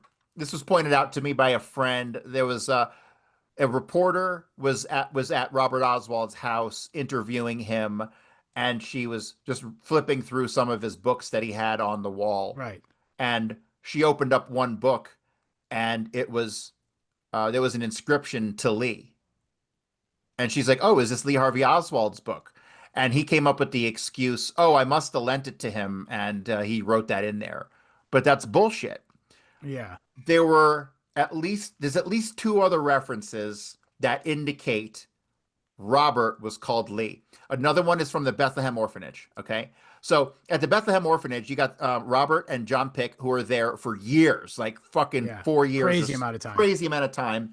Lee, in comparison, was really only there, I guess, because they would drop him off, but then they would pick him up for a month, and they would drop him off and pick him up. Lily and Moret would, assumingly. Right. And so his time there was scattered, and he was younger. When the Warren Commission went and interviewed the people from the Bethlehem Orphanage, they interviewed the teacher who taught the kids, one of the teachers, and he said he remembered John Pick and Lee clearly, but had no memory of Robert. Huh. Which tells me that Robert was probably using the name Lee while he was at the Bethlehem Orphanage, and that's why he's remembered Right. as Lee, not as Robert. How does that fit into things? That to me, this to me is important. I don't know why, but I have like major red flags flying when I think about the Yeah. fact that Robert Oswald was called Lee at some point in his life, and that's never been made a point of to be acknowledged by anybody. That to me, I can't get over it. Something is Yeah. there. There's some smoke there, and I don't know why. And it's worth mentioning that, and you point this out in the book, but there's never been a person in your research nor mine that has been like such a fucking turncoat on his own flesh and blood, so like unrepentantly. And here's what I don't get. I'm convinced that all these guys are brothers, even if half brothers, because Right. and the resemblance between Robert and both Lee and Harvey is Yeah, it's pretty close. Yeah. they both have the little flat part in the ear. All 3 of them have the little flat part in the ear, right? Where it curves, and then there's a little flat part, and then it keeps curving. All 3 of them have it. That tells me they're all brothers. So Yeah. why would he be so willing to throw either one of them under the bus as fast as he fucking did? Yeah. It's Why? pretty Like odd. on day 1, he was throwing him under the bus. Like, Yeah, they have that picture of him in the Dallas. You put that picture of him in the Dallas police. Like, I had to read the caption where it said Robert Oswald at the Dallas police station to go. Like, I thought it was Lee Harvey Oswald. You know, when I Right. saw the picture, like it is remarkable how resemblant of each other they are. yeah, and John Pick looks nothing like him. You know, John. Yeah, Pick is he like- definitely does. Like, he's got like a fatter head. Yeah, Yeah, he doesn't So that have guy- gaunt look. that guy's interesting because it's clear he's not involved in the scheme. It's like they Yeah. left him He out. never of the has scheme. all the answers. He never has any of the Right. answers. He never has any of the like trade crafty way that they all talk with, like Right, the, right. inferences and different ways that you don't answer exactly directly, et cetera, et cetera. So when John Armstrong tracked down John Pick and talked to him personally, and he asked him about when he testified, he said, "You know, when you testify, you said that the guy looked different. He didn't look like your brother." And he said John Pick, the first thing he said was, This is a Thanksgiving dinner, right? he's talking about the Thanksgiving dinner, Yeah, right? yeah. John Pick was like, "I stand by my statement." That's all I'll say. I stand by my statement. Like That he doesn't had- sound like something that he's something to hide. Or it seems Right. like he's like, I'm trying to tell you everything I can, but I can't explain it myself. Right, Mr. right. Dulles He's like, said, "I stand by my statement." right. No further Exactly. questions. Good day, So- sir. And John Pick never said a goddamn word after the Warren Commission until the day he died. Like nobody, he didn't give no 10-page Smart interview. guy. He just shut his fucking mouth, did his. So what I think happened was because you got to think right after the assassination, they started putting the other Marguerite on TV, and that ain't his fucking mother. Yeah, that's weird. Yeah. It's large Marge, baby. Um, So yeah, so it's weird. The whole fucking thing is weird. any thoughts on Mr. Vobel? Was that his name, Mr. Ed Vobel, who Yeah, I took want to that ask about Vogel too. very that photograph he took of Lee Harvey? I forget Lee, which. Lee, Lee. yes, was his death note, unfortunately, or maybe. that whole situation with Ed Vobel is weird because according to Myra DeRoos LaRue, they were friends, Harvey and Ed Vobel, and she tells a story about the piano falling on Harvey. So I haven't read it, but I guess James DiEugenio wrote a big article saying how Myra DeRoos LaRue was wrong. It wasn't Harvey, and it was actually a different friend of Ed Vobel's who the piano fell on. Yes. But James DiEugenio is a moron who's never solved anything in 40 years. And the guy, his entire career has been dedicated to trying to debunk people who put forth new information. And Yeah. so Sounds um, like it. he completely ignores the fact that she provides information that she would knew that she wouldn't have known otherwise. The fact that he identified as Harvey. Nobody to this day, to this very day, they've never told anybody ever. The government has never put in any official story that Lee Harvey Oswald went by Harvey to most of his friends. Like, that's never been told, right? So she knew that. She knew about the mother who was a loner, who was always at work, so he was a loner and had to be driven home, lived at Exchange Place. All the circumstances that she describes in the interview with John Armstrong 100% match the person that we're talking about, not some third party that fucking DiEugenio tried to put this and try to like wash the whole thing away. So I don't understand Vabel. I don't. Maybe he got a talking to early on, a real innocent talking to. Mm. I don't know. I have no So, idea. but by all accounts, if this lady is to be believed, which I tend to, by the way, I'm not trying to throw dirt on it. If she's to be believed, this guy Ed, which isn't his first name, by the way, but Ed air quotes Vobel is a boy who had befriended both Harvey Oswald and And Lee later. Oswald Yeah. separately, and yet never air quotes never put it together that they were different. They're supposed to be the same, allegedly the same person. So the things that I have a problem with is so Armstrong concluded that he believed they both went to PS, well, not PS, it was the Beauregard in New Orleans at the exact same time during the January It seems a little bit 1954 out semester. there, though. Yeah, yeah. And I'll tell you why he says this. His conclusion of that is because there's we already know for fact from Myra DeRoos LaRue, her homeroom was in the basement and on the stage. They had like a little auditorium in the basement, and she had it on the stage. That's where Harvey's homeroom was. There is a single document that indicates Lee Harvey Oswald's homeroom was in room 303. Which is not that. Not that. That is the only indicator that would indicate there's a discrepancy there. And Armstrong concluded that they were there at the same school using the same name with two different homerooms. And I'm like, silly. it's silly. I'm pulling the hairs out of my head going, this is retarded. I mean, the gig would be up instantly. And that's why I have a problem with PS 44 in the Bronx. Harvey goes to PS 44 in the Bronx with the bad attendance record, but then the good attendance record where he finishes the school year, I'm convinced was at PS 44 in New York, or I mean in New York City, but I can't find a PS 44 in New York City. I don't know if one existed. I found three, Yeah. but not one in Manhattan. So who the fuck knows, right? Yeah. It's the same exact thing. So That could have been completely fake, too, by the way. That could have just been a completely mocked up, faked out attendance record, right? Theoretically. theoretically, They yes. did that. Yeah, theoretically, yes. I don't. It's hard to tell which ones are real and which ones are not.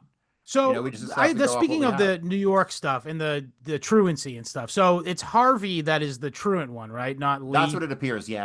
And Yeah. the weird thing is, like, you've got this contradiction because during 1953, starting in March, Oswald's attendance record is near perfect through November. Yeah. But Brennan and what's the other guy's name? The cop, I forget his name offhand. And the whole school board and the courts, Delaney was the magistrate. They continued to go after Oswald for not showing up at school all the way till the end of the year. But his Even though he's attendance got record, perfect attendance, near record, perfect right. attendance, right? So none of that makes sense. I feel like they were, and this corresponds to me with the North Dakota stuff. And I'm convinced he went to North Dakota because he told Eileen Mosby, and it was printed in the fucking newspaper that he went to North Dakota. Right? Vincent Bugliosi disagrees. Yeah, if fuck you that want. guy. Fuck Yeah. Vincent Yes, Bugliosi. yes, Yeah. yes. The Go, gayest, go. fattest, fucking pervert loser ever. So that's the thing. Like I said before, when people provide details that they wouldn't know the significance of unless they were there witnessing or if it was a real thing, Eileen Mosby never would have published North Dakota if he didn't say North Dakota. So now we can link the Oswald who was in the Soviet Union to the Oswald who was in North Dakota. North Dakota, right? Right. And to So me, that's what I was going to ask next. So your speculation then in that framework would be the reason why he had such a bad attendance record is because he was being shoveled off to North Dakota, and that's why he wasn't in school. I think Or they were was- I think yes, they were tracking that Oswald while the other Oswald was going to school with the good attendance record. Okay, And well, for some that- reason they didn't make the connection, which I don't understand. that seems silly as well. I mean, I guess Right. if they were different boroughs, I could see there being at least some issue because I remember that during the Son of Sam thing, that was like I know they were actually covering it up. Don't get me wrong, but in the Son of Sam thing, that was like a major impediment is that the Bronx cops would not talk to the Brooklyn cops, et cetera, and they never like corroborated anything between each other. So I could see that being an issue. But the other question was, Well, there are a couple different police forces in Brooklyn, to be frank. yeah, so not to forget about the hot seats one too. Yeah, the We don't mitzvah, have to talk to mitzvah anybody. militia. But no, This is our so the other territory. question was, yeah. So that's what I was going to ask. So that settles that for me. But before you just cleared that up for me, I was going to ask: is it possible that they were teaching Harvey Oswald how to speak Russian during the day? That's why he couldn't be in school or something, or was that something just sort of crammed in right before he went? I Or don't have a during the fucking Marines, clue. maybe. This is something I need to figure out, but I'm not going to be able to figure it out till I get to Oswald in Russia because all indications seem to indicate that when he gets to Russia, he never fucking spoke Russian.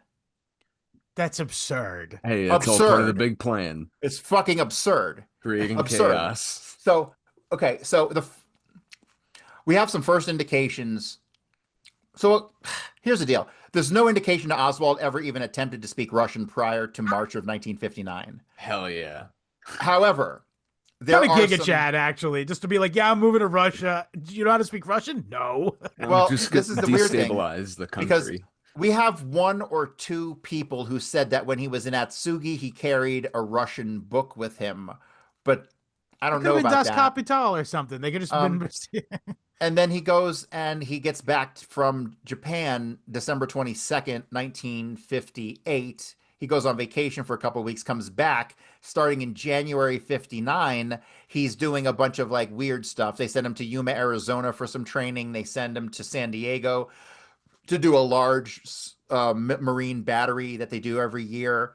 And then when he's finished with that, he immediately in March takes his GED stuff, gets his GED, and takes the Russian test. And then by the end of March, and he puts in the application to Albert Schweitzer School. And then so he does all this weird training stuff that we don't have any details on really. And then it's during this time that he's doing all this weird training in the Russian test that he puts in the application to the Albert Schweitzer College, which is fucking weird. And then he goes back to like, people say he's a radar operator, but that cocksucker is not a radar operator. He was never a radar operator. And most of the time he's in trouble, just like when he gets to Santa Ana. When he gets to Santa Ana, he's never seen in a radar unit. He is seen emptying trash cans and stuff because he's on administrative duty. Yeah. Presumably because he was in the brig over there and he's only, I don't know why, but the motherfucker's not a radar operator. That's the point. And so that's the thing. He gets back and at that point when he's doing like the trash duty and stuff, the guys in the Marines would put on like their own little variety shows just to keep themselves occupied, right? You know, makes sense. and Yeah. and so Now he they would play get- Xbox Live, I assume. right. He would get up there and he would read Russian from the Russian book. Okay. Oh. Okay. So we got people saying that they thought he spoke fluent Russian because he spoke fluent Russian at these like variety shows that they would like do. And so What? So and now we're like, okay, so we have people saying he speaks fluent Russian. The people who don't speak Right. Russian are saying he speaks fluent Russian Yeah. or He's up there appears just to. saying vodka, potatoes, Right, right. So we have that black data point. bear. But then we have the data point that he gets to Russia and doesn't speak Russian the entire time he's there. Then he gets back from the Soviet Union, and I guess he speaks Russian with Marina. Marina, and then Peter Gregory comes into his life, who's like a Russian teacher, CIA, um, Yeah. and and then he says that Oswald's Russian was so good that he was going to get him a job as a translator. But So then you also have the Kerry Thornley is supposed Kerry Thornley calling the Russian right, the Russian embassy. embassy. That's Right, supposedly then that's also supposedly Lee Harvey Oswald. We know it right, is, and it's actually right. Kerry Thornley. But So you've got a lot of what the fuck when it comes to the Russian language. Like the best that I can kind of assemble, and this has holes in it too, is that he spoke a little bit of Russian, that he taught himself a little bit of Russian, goes to the Soviet Union and probably learned most of his Russian, if he learned Russian at all, he learned it while he was in the Soviet Union. But then that that doesn't makes answer, sense. that doesn't explain why he didn't speak Russian while he was Yeah, there. I agree. actually Yeah. found a voice recording of him while he's in Russia and he's giving a speech in English. Yeah. What? Yeah. What was he talking about? Communism, I guess. No, it was bullshit. It was like him and somebody else were doing like lines from a play or something. It was really weird. Ooh. Yeah. Um, That's really weird. but you can tell it was definitely the same guy. See, at first I listened to it and I'm like, that's not the same guy. And then I went in and I adjusted the tempo and sped it up a little bit and the pitch corrected and it was definitely the same guy who we've heard on, Yeah. I'm a Patsy. It I'm a was definitely patsy. Yeah, yeah, right. yeah. Hmm. So, Um, but here's the thing: we don't have a single recording of Oswald speaking Russian, not one. Interesting. When I look at the alleged diary of Oswald, that's like half written in Russian. Yeah. I just don't buy it.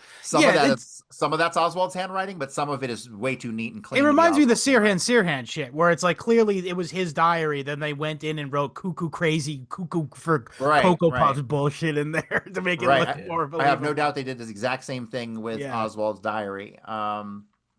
But yeah, so who the fuck knows? I mean, I just don't know. I think if he spoke Russian, he learned it while he was there. He didn't really speak it much before he That went. checks out to me though, like because if you're just in a country and you're gonna learn it somewhat, Right. you know, what I mean, it's not possible to not absorb any of it. It'd be like indignant of you, like you'd have to be like obstinate to not to pick up a phrase or two just to get around, like to be on the train or the whatever. Right, right. Okay, so one of the other questions I was gonna ask was so this I forget what the name of the school is, forgive me, but this RH Showers guy, Yeah, does he exist? you're talking about the The, Trinity Lutheran the School. Trinity Lutheran School, yeah. Does This this guy school. even exist? And if so, if not, is it possible that it's like really hot showers? Because when I saw RH Um, Showers, I'm like, this guy, you're having me on with this one. so I have to like thank researcher Diana Thomas for discovering that. She found the Trinity Lutheran forum post by John Hanna that said that Oswald never showed up there and that she paid the toll and he never showed up. Hey, Right. well, what does that mean? Why does the FBI have specific dates and school records from him going there? Right? Right. They faked it all. And why would they fake it all? Well, there's two possible answers. The first, John Pick said that when he started school, that Oswald started in Manhattan. So Right. that would explain that he wasn't really at Bronx. Legend He was building. he was right, Legend Building, right? He was really the really Oswald was really down in Manhattan. But there's another idea, another concept that Robert Oswald testified to during the Warren Commission. He said that when Oswald got out of Ridgely Elementary School in Fort Worth after sixth grade, that he immediately started at Stripling in seventh grade. That could account for why he wasn't at Trinity and why he didn't show up at PS 177 until later. Like it was like November or Hmm. December. But then again, we don't have any records whatsoever. And the only information we have that would indicate he ever went to Stripling came from Franchetta Schubert much later when we do the Harvey Oswald stuff at Stripling, as opposed to him going to Stripling straight from Ridgely Elementary School. So just a little tidbit there, and it's a possibility. So we have two possibilities on why he didn't go to Trinity. One was in Manhattan, the other he was at Stripling. We'll never know either way. But it's just interesting though, because like, yeah, so this guy, that researcher you mentioned, Diana Thomas. Diana Thomas, found a forum posting on like the community of like this church that allegedly had that Lee Harvey Oswald had gone to, and again, documents that indicated that like there was like a principal had signed off saying this is the time in which he went here, and then this guy saying no. This guy had no idea about this piece of documentation at all. He just said, here's what I know about Lee Harvey Oswald at this school. He wasn't there essentially. And it's just really interesting that they picked R.H. Showers as the guy's name for the fake principal that doesn't exist by all accounts. I didn't look into that background at all. It could have been like a vice principal or somebody, it could have been like, who knows? But Lawrence Wench ended up being the principal at the time, which isn't in any of the records, which is weird. See, this is why John Armstrong's work is so important. Like, John Armstrong had gathered thousands of 100,000 pages of data, Yeah. that nobody incorporates into their theory of anything at all, period. Yeah. Like, that's why I dedicated the book to him, because he's the foundation of this direction of research. You know what I mean? Yes. So let's just see what we could find method, as opposed to, okay, we're trying to work backwards from Lee Harvey Oswald did it, and or some other non-Israel faction of intelligence that we can pin it on safely now that everyone's 50 years dead. Yeah, the thing about Armstrong is like, I'm like shocked. That Morley guy, that Jefferson Morley guy. Like I keep getting notification. I didn't sign up for him on Substack, but for some fucking reason, I get emails every time this fucking asshole posts another good goy opinion on why like we're just so close, man. Just one more document dump. Well, come on, Trump, please dump one more document in my mouth. And I swear to God, these fucking framing. These document people have like battered wife syndrome or something. Like, yes. Fuck. Yes. Like, okay, so the people who killed Kennedy and who've been lying to you for 60 years, they're just suddenly going to tell the truth. Like, yes. What's wrong with you? Fuck right off, you stupid shit. Fuck. I don't want I don't want any more documents. Okay, fuck you and your documents. It's more work. I want none. Okay, I got plenty. I got 100,000 I got to go through still. I don't need your fucking bullshit. The last document dumps going back to 2017 suck so bad. Like, they've taught us nothing, zero, nada. There's like literally 10,000 pages of shit.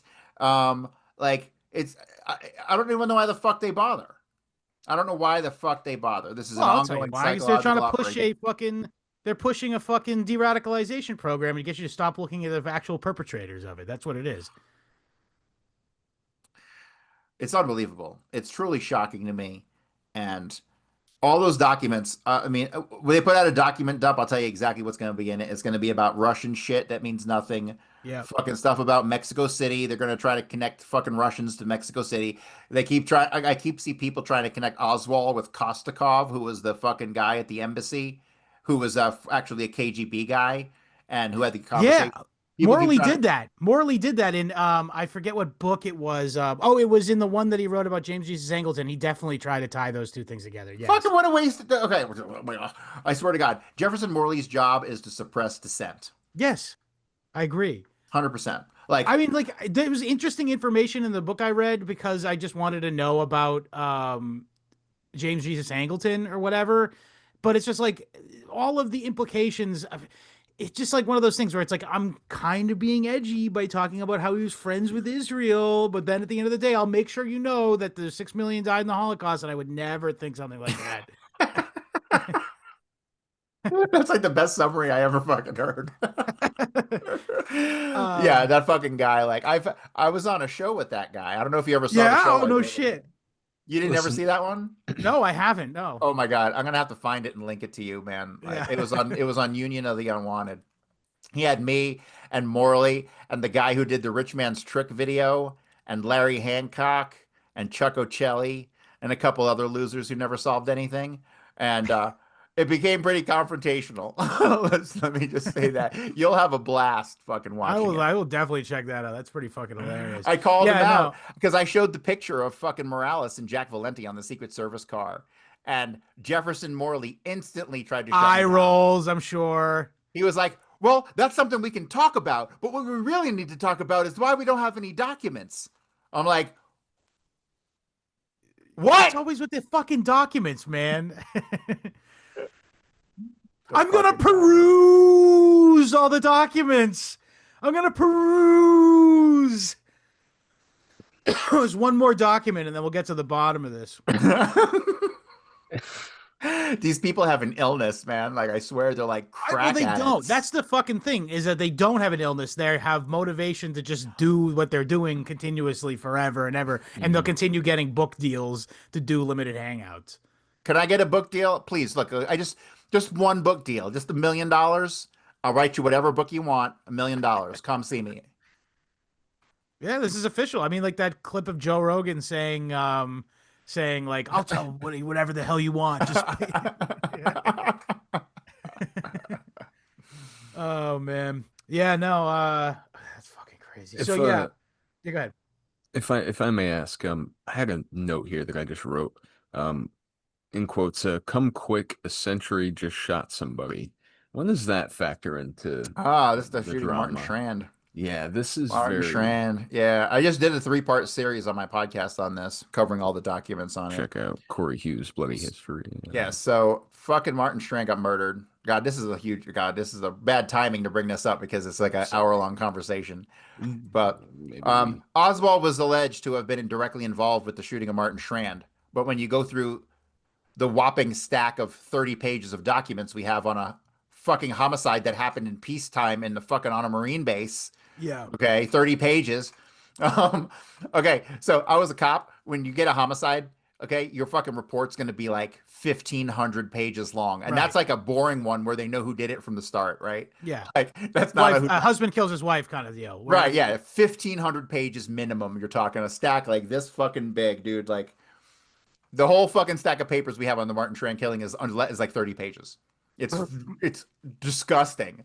Like, you have an allegation that Oswald was responsible for the shooting of Martin Strand, and there's no statement from Oswald in the documentation. I mean, like, give me a That's fucking odd. break. So this motherfucker gets murdered, right? And then the sentry came right over, and the fact that he said the sentry shot somebody, he didn't say the sentry got shot. He said the sentry shot somebody. That indicates to me there was another sentry there. Oswald was allegedly on mess duty. We don't know. The whole thing was covered up. This is like the biggest murder mystery. This should be like, if you like true crime, this should be like fucking OJ case, like times Yeah. 10, you know? But it's something that's never going to get talked about ever, even though it's because they hit everything. They fucking hit everything, Yeah. you know? And all the documents are going to be ONI. All the documents are going to be naval intelligence. So And- I assume that will be covered though in the Oswald in the Marines book, right? Yeah, yeah. Oh, looking forward to that one. That book gets longer every fucking time I sit down to work on it. I literally I'll do this. I'll sit down to work on it and I'll look at some shit and I'll be like, fuck. Oh, All right, I'm gonna work on this tomorrow. Yeah. Back to grounded. Back to grounded, exactly. Oh, okay. So I have a couple of questions. Oh, not even. This isn't even a question. This is a comment. Wesley Liebler, talk about fucking nominative determinism. Liebler, Wesley Liebler. Also, I mean that name. I don't even need to Google the origin of that. But so you can even read it too. A Liebler sounds like something shifty, but also just if you read it directly, it sounds like libeler. And then yeah, he worked on the fucking Warren Commission, so he's a libeler. he was their chief interrupter. The chief Everyone- oh my god, the chief interrupter got that's so many times, man. Like, that's the thing. Once the Warren Commission testimony, I don't see how it can possibly make sense to most people until you realize their line of questioning completely revolves around two Oswalds. They're constantly asking questions. Well, do you remember, was Oswald right-handed or was he left-handed? Oh, he was right-handed. Okay. All right, cool. Right? When they talk to different people, they ask certain questions so they can have an Catch 'em. indication or to know who they're talking about. they're subtle questions that they know the answers to already, that once they get Interesting. them, they know who they're talking about. This Okay. applies to so much shit. When you know this, and then you go back through the Warren Commission testimony, knowing that they know about the two Oswalds, the questions make so much more sense. It makes so much more sense why the fuck they brought in, Lillian Bouderie, who was the daughter of Oswald's babysitter, right? Starts to make sense why they brought her in and were asking questions about Yeah. when Marguerite lived there. They're trying to determine who the fuck they were dealing with, because they knew that there Gotcha. were two Oswalds, but they probably didn't have the full skinny. Right. They probably had to determine where they were living and all that stuff by themselves. Because O and I was probably like, "Fuck off," you know what Yeah. I We were mean? not giving you any of that stuff. Yeah, Yeah. yeah, eat a dick. So No, that's something I just never even thought of till just now. But so we have the the Warren report. That's the report that was, officially published as the conclusions of the Warren Commission. Do we have like some kind of like minutes, or I know it has a transcript, but like perhaps like musings of like the people who are on it? Listen, I get it. It's like fucking like Alan the Dulles actual and shit. minutes, like the Yeah, actual minutes of them talking, which is probably longer than the 26 that's volumes. what I'm asking. Yeah, No, not at all. that's Not absurd. a. You can't learn how the sausage gets made, my friend. I'm That's sorry. true, I suppose. And again, I realize it's like people like Alan Dulles is on the committee and shit. So like, or I John, just love whoever the I just love it. Because Alan Dulles knows more than he says, because he cuts Robert Oswald off at certain times. When consistently, yeah, consistently, he's like, "Oh, we're gonna take a 5 minute break here." So that's to me, that's like the best thing. Like in January to May of '54, I challenge any person on planet Earth to provide me an address where Lee Harvey Oswald and his mother were living between January and May of 1954. We all know that Harvey Oswald was living at 126 Exchange Place. This is what Robert Oswald told the FBI. He then tells the Warren Commission that he goes and visits his brother and his mother in January of 1954, when he got out of Miami at Opelika before he went to Korea, and he stayed with them. And that's when Dulles cuts him off. And Dulles cut him off because we don't know where the hell Oswald and them are supposed to be, and they're not supposed to be at 126 Exchange Place till June of right. 1955. But Robert Oswald was about to stay at 126 Exchange Place because that's where Harvey Oswald was staying. But where the fuck was Lee? We don't have any fucking idea, because we don't know where they're at until they show up at, allegedly first at Lillian's place, but we don't know. That's supposed to be in January, but it's clearly not. Lillian testified they were only there a couple of weeks before they left. She originally testifies they left to go to Exchange Place, which is probably true. But the official story is they left from there to go to 1454 St. Mary, where they live at Myrtle Evans' apartment. And so, yeah, there's major conflict here. But I Yeah. can't, there is no official record of where they're living between January and May of '54 at all. Doesn't exist. And then we have the first letters from Marguerite, who I was going to say email, who fucking sent a letter to John Pick in May of '54, said, "We're finally back in New Orleans after the ordeal in New York." Really, this is in May. You left there in Yeah. January. You're a prolific letter writer, and you didn't write him that you're back in New Orleans until May. Fuck right off. You Yeah. obviously were somewhere else until May. So Right. where was that? Probably San Antonio or Fort Worth. We don't know. Myrtle Evans said San Antonio or Fort Worth. That's all we know. So yeah, that whole time Interesting. period from January '54 until October '56 is a total clusterfuck. Yeah. Total mystery. Yeah. The inclusion of 1910 Britannia. Britannia. Yeah, Yeah. that's a funny. I love that. That fact that So that shows up nowhere else. nowhere else. And they basically admit that she lived there, and that was Myrtle Evans' actual residence where she lived. So, but see, Myrtle Evans is a liar because she conflicts. Her testimony, she says she lived in the apartment across from Marguerite at 1454 St. Mary. But no, John Armstrong pulled the records and found she was living at Britannia Street. So why were they trying to cover up that anybody lived at Britannia Street? Beats the fuck What out of was me. there? Yeah. What was really there? Yeah. That was Myrtle Evans' true home. Right. But she testified she lived in the apartment across the hall. No, that was a rental property. So I don't know why she lied there. Very odd. Very odd. The whole thing with Myrtle Evans and her husband, they're obviously in on the cover, in Something. on Yeah. something. They're in on something, and we know we're dealing with the real Marguerite because she knew the real Marguerite going back to before Lee was born. Right. So. Yeah. Last question, and I've asked you this question probably 3 times before, but I'm going to ask it again.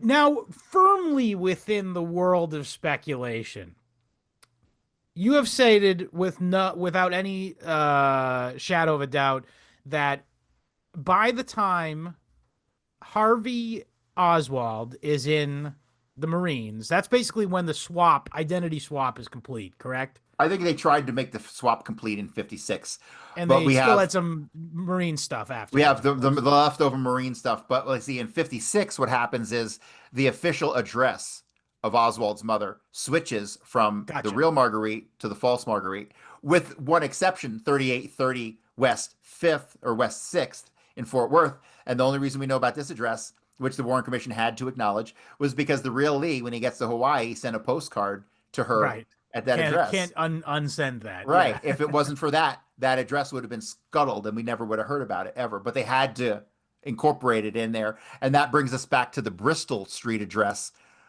So when they leave New Orleans, there's a ton of conflicting information when they leave New Orleans, but I've been able to determine John Pick used on his application for the Air Force in February of 56. He used the address of 3006 Bristol Road in Fort Worth, which is where Marguerite is not supposed to live for like another year and a half after that. But she clearly was, yeah. Clearly was, because he used that out on his application. But then His the real address, mom. the real mom, right? But that conflicts with Marguerite living at the Collinwood address, which she lives in until about October or November of 56. So what does that mean? It means that we have both Marguerites back in Fort Worth, and Lee Harvey Oswald is still in New Orleans, where he's still working for Tujagues, where he works there until October of 56, which totally conflicts with the Arlington Heights High School stuff. You see, Yeah. who was it? Was it Lewis? No, it wasn't Louis Marzal. I forget the guy's name, but the other guy who worked for Tujagues said Oswald worked there right up until the time he left for the Marines. And that's in October. But I can put the real Marguerite. Well, yeah, because he was in school though at that time, so it can't Right. be, right? Right. Well, he was probably in school, and he probably was in school. Harvey was, I mean. Well, this is where we get into the school record overlap, and we have another problem with the school record overlap, and there's evidence that Oswald was actually at Warren Easton for not a month, but a year and a couple months, meaning he went back to school in August or September and was there till about October 10th of 56 before going to Fort Worth to go into the Marines. And that's what Frank DiBenedetto, that's his name. That's what he said. He told John Armstrong that he was there for about a year and a half, started in June 55, worked all the way till he went to the Marines. So. Gotcha. Okay, so with all that in mind, and I've asked you this before, and again, I want to couch this firmly within the world of speculation. And perhaps, maybe 20 years from now, I hope you're still working on this project. And we've maybe cracked the case at that point. But I hope he solves it next week. me too, know. actually, in Shit. reality. But I'm still alive in 20 years. firmly within the world of speculation, Man. what the fuck happened to the real Lee Harvey Oswald and the real Marguerite Oswald if there's this swap given? And where did he disappear to once Harvey Oswald has been patsy-ized and been framed for the murder of John F. Kennedy and killed by Jack Ruby? What happens to this guy? So here's the weird thing. So let's talk about Marguerite first. So she allegedly lived in Fort Worth the rest of her life, after 56. Right. Myrtle Evans let slip in her testimony that she bumped into Marguerite in 1960 or 61, and she was working at like Lerner's department store in New Orleans. Okay. So the real Marguerite went to New Orleans. And then, well, at some point she's going to die, but she's not buried Right. in Marguerite Oswald's grave. So where's she buried? Right. Exactly. Do you know? I have You have an idea? I got a pretty good idea. Keeping that one under your hat? Well, it's unprovable speculation, and unless we're doing exhumations, we'll never know. But that's what has to happen. We need to have about a half a dozen Yeah. exhumations. Oswald needs to be exhumed. Oswald's identity after he was no longer Oswald, that guy needs to be exhumed. Yeah. So do we have any hints? Do you have any hints Yeah. as to who it might be? That maybe we'll save that for next time. Okay. I'm open to that. That's a nice teaser. There is a very plausible explanation on what happened to Lee Harvey Oswald. Interesting. But yeah. again, we don't know until we're going to be. Hey, man, if you're out there and you're a grave robber and you're willing to dig up a body for like $500, you bring me a finger. I got cash for you. Well, This definitely went a hell of a long way proving this statement you made on the previous episode, which was there is a nationwide network of people and real estate dedicated to sheltering spies, which I thought was a perfect The CIA admitted they spent like $1.5 billion last year on fucking real estate. I forget whether when this report came out, Somebody's but got to be fucking buying it location. up, dude. No regular white people are buying them. I think they just buy them as rental properties that they use as safe houses. Yeah, I think for it's a sure. safe house with the cover of a rental property. I mean, it's a fucking. Yeah, they could put some If they don't, Saudi guy who's, committed a rape in Western Europe and needs to fly low for a little I bit. wouldn't even be surprised if fucking BlackRock's portfolio was in partnership with I fucking wouldn't either, covert dude. ops. Or how about the fucking Tom Artyom Alexandrovich guy who works for the Israeli government who just got whisked away on a quick jet out of here Oh, after don't getting worry, he'll come caught back for his definitive. trial. Yeah, that's really cute. That's cute. I like you, Corey. You're so funny. oh, I missed my trial. I forgot to Oh flip the God, I missed calendar my over. flight. Oh, I'm not gonna make it to the trial. I'll tell my cousin, the judge, that I'll be there tomorrow. You let that judge know I'm Shomer Shabbos, baby. All right, and I'm not. All right. Listen. Corey, always a pleasure to speak with you, my friend. And also let's get it all out there. Lee Harvey Oswald, Black and White, Volume 1, available now. I know I got mine on Amazon.com. Where else can you get the book? Yeah, Amazon's the best place to get it. Far out. You can get it. You can get the ebook on my website.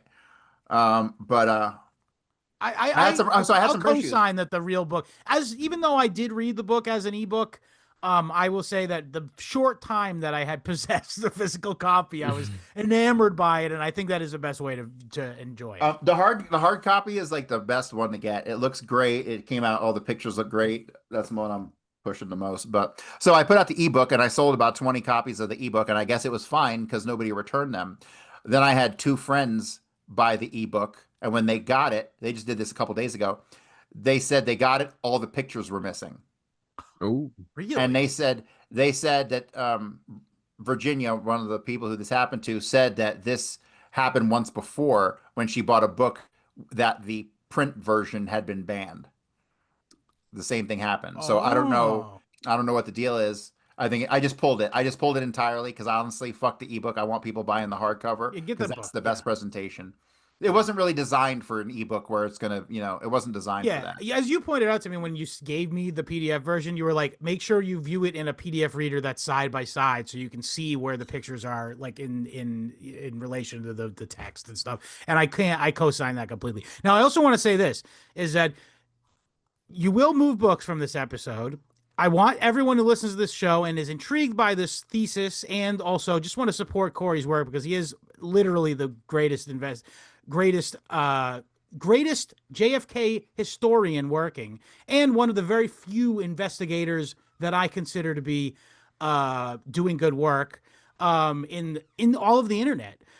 So please go over and buy that book on Amazon.com and leave a review saying I heard you on History Homos, and let him know that you heard it here because that is we want him to get a nice boost in sales. So please do that. Anything else? Oh, Corey Hughes Bloody History, and which is also available on Substack if I'm not mistaken. Anything Yes. else you want to plug? Bloodyhistory.substack.com is my World War II stuff. I will be on next Thursday. I'll be on Jake Shields live. So We're this doing Thursday. So this Thursday from when it comes out. right. the September 11th, actually. Far out. So I'll be doing 2 hours there. Check that out. And I other than will. that, just buy the book. The book is I don't even know what to think of this fucking thing. I look at it sometimes and I'm like, am I crazy? Yeah, I might be a little crazy. I Well, don't you know. asked me before we started recording, you said, do you feel like you get it now or do you feel more confused? And I said, absolutely more confused. Right, but if there's any alternative interpretation of the data other than there were two of them, please somebody let me know Yeah. because I want to see this big debate. I can't interpret this data any other way. I can't either. So And for I us, think it's yeah, I go think ahead. it's a great book. I get asked from time to time, "Hey, people, what are you reading this week?" And in a short sentence, I have to try and get people in. And JFK is a tough one, but this was a great one. People, I saw ears perk up because all I had to say was, no one seems to know where they live or what their name is, all over the place. And they're like, really? Yeah. And some really smart guy figured it out. Go check out, I tell them what But it is. I think this kind of format for books is what I'm going to stick with moving forward. Like my first book I really like, but when the average person goes and picks up a book, it can be daunting. And I think this format is less daunting, you know? Yeah, I like this a lot. Yeah. Absolutely. Yeah, so for us, www.historyhomos.com is the RSS feed. We're also available on iTunes, YouTube, BitChute, Spotify, Rumble, Rockfin, LimeWire. Odyssey, and LimeWire, and most importantly, www.historyhomospod.substack.com. It's the best place to support the show. It's also a very nice place for you to just listen to the show for free. And if you like the show and you like these kind of investigations and you like this kind of content, go over there, historyhomospod.substack.com. We have 2 episodes a week. You're currently listening to one. Go get a second one for a low, low price. Yeah, it's a real show. It's not just us going like, hey, what happened to me this week? I think I can come up with something funny to say. That's not what we do. We do a whole episode each week. And sometimes featuring guests like Cory Hughes. In fact, the episode we were talking about earlier where we did a response video to the Oswald Worked Alone bullshit video, that was a bonus episode. That's a 2 hours and change of Cory Hughes debunking some fat loser whose entire life is dedicated to being the Neil deGrasse Tyson of parapolitics. Yeah, so just come check that out, that kind of stuff, and then much, much more. Historyhomospod.substack.com. You can also follow us across social media at historyhomospod. And if you are on Telegram, you can join our Telegram group. t.me/historyhomos is the channel. t.me/historyhomos chat is the chat. At time of recording, still the friendliest place on the internet. Put that in your pipe and smoke it. So die with dignity. You have any questions, comments, or concerns, just email me at historyhomos@gmail.com. And if you want to buy a t-shirt there, you can make a request there. Just send me your size and address, and we'll work it out. Die with dignity. Patrick, is there anything you want to say as your sign-off before we get the hell out of here? Gentlemen, I think we've come to a good place. We should break for 5 minutes. Later.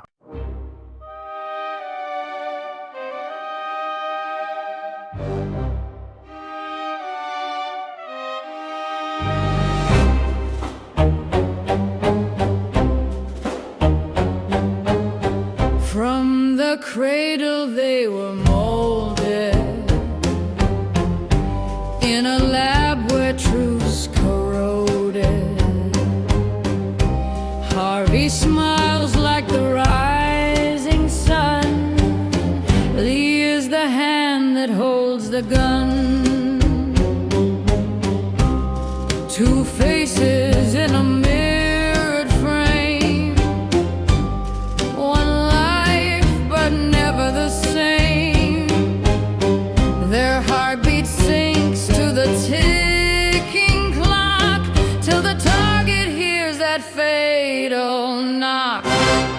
2 men, 1 shadow in the dead of night, dancing through danger in the cold moonlight. Harvey and Lee, no one will ever know which one pulled the trigger and stole the show. In the alleys of deception, they perfect the grand conception, playing one man in the public eye while the other slips unseen nearby. A cigarette, a secret code, a photo swapped on a busy road. History will write their name, but history never plays fair games. Two men, one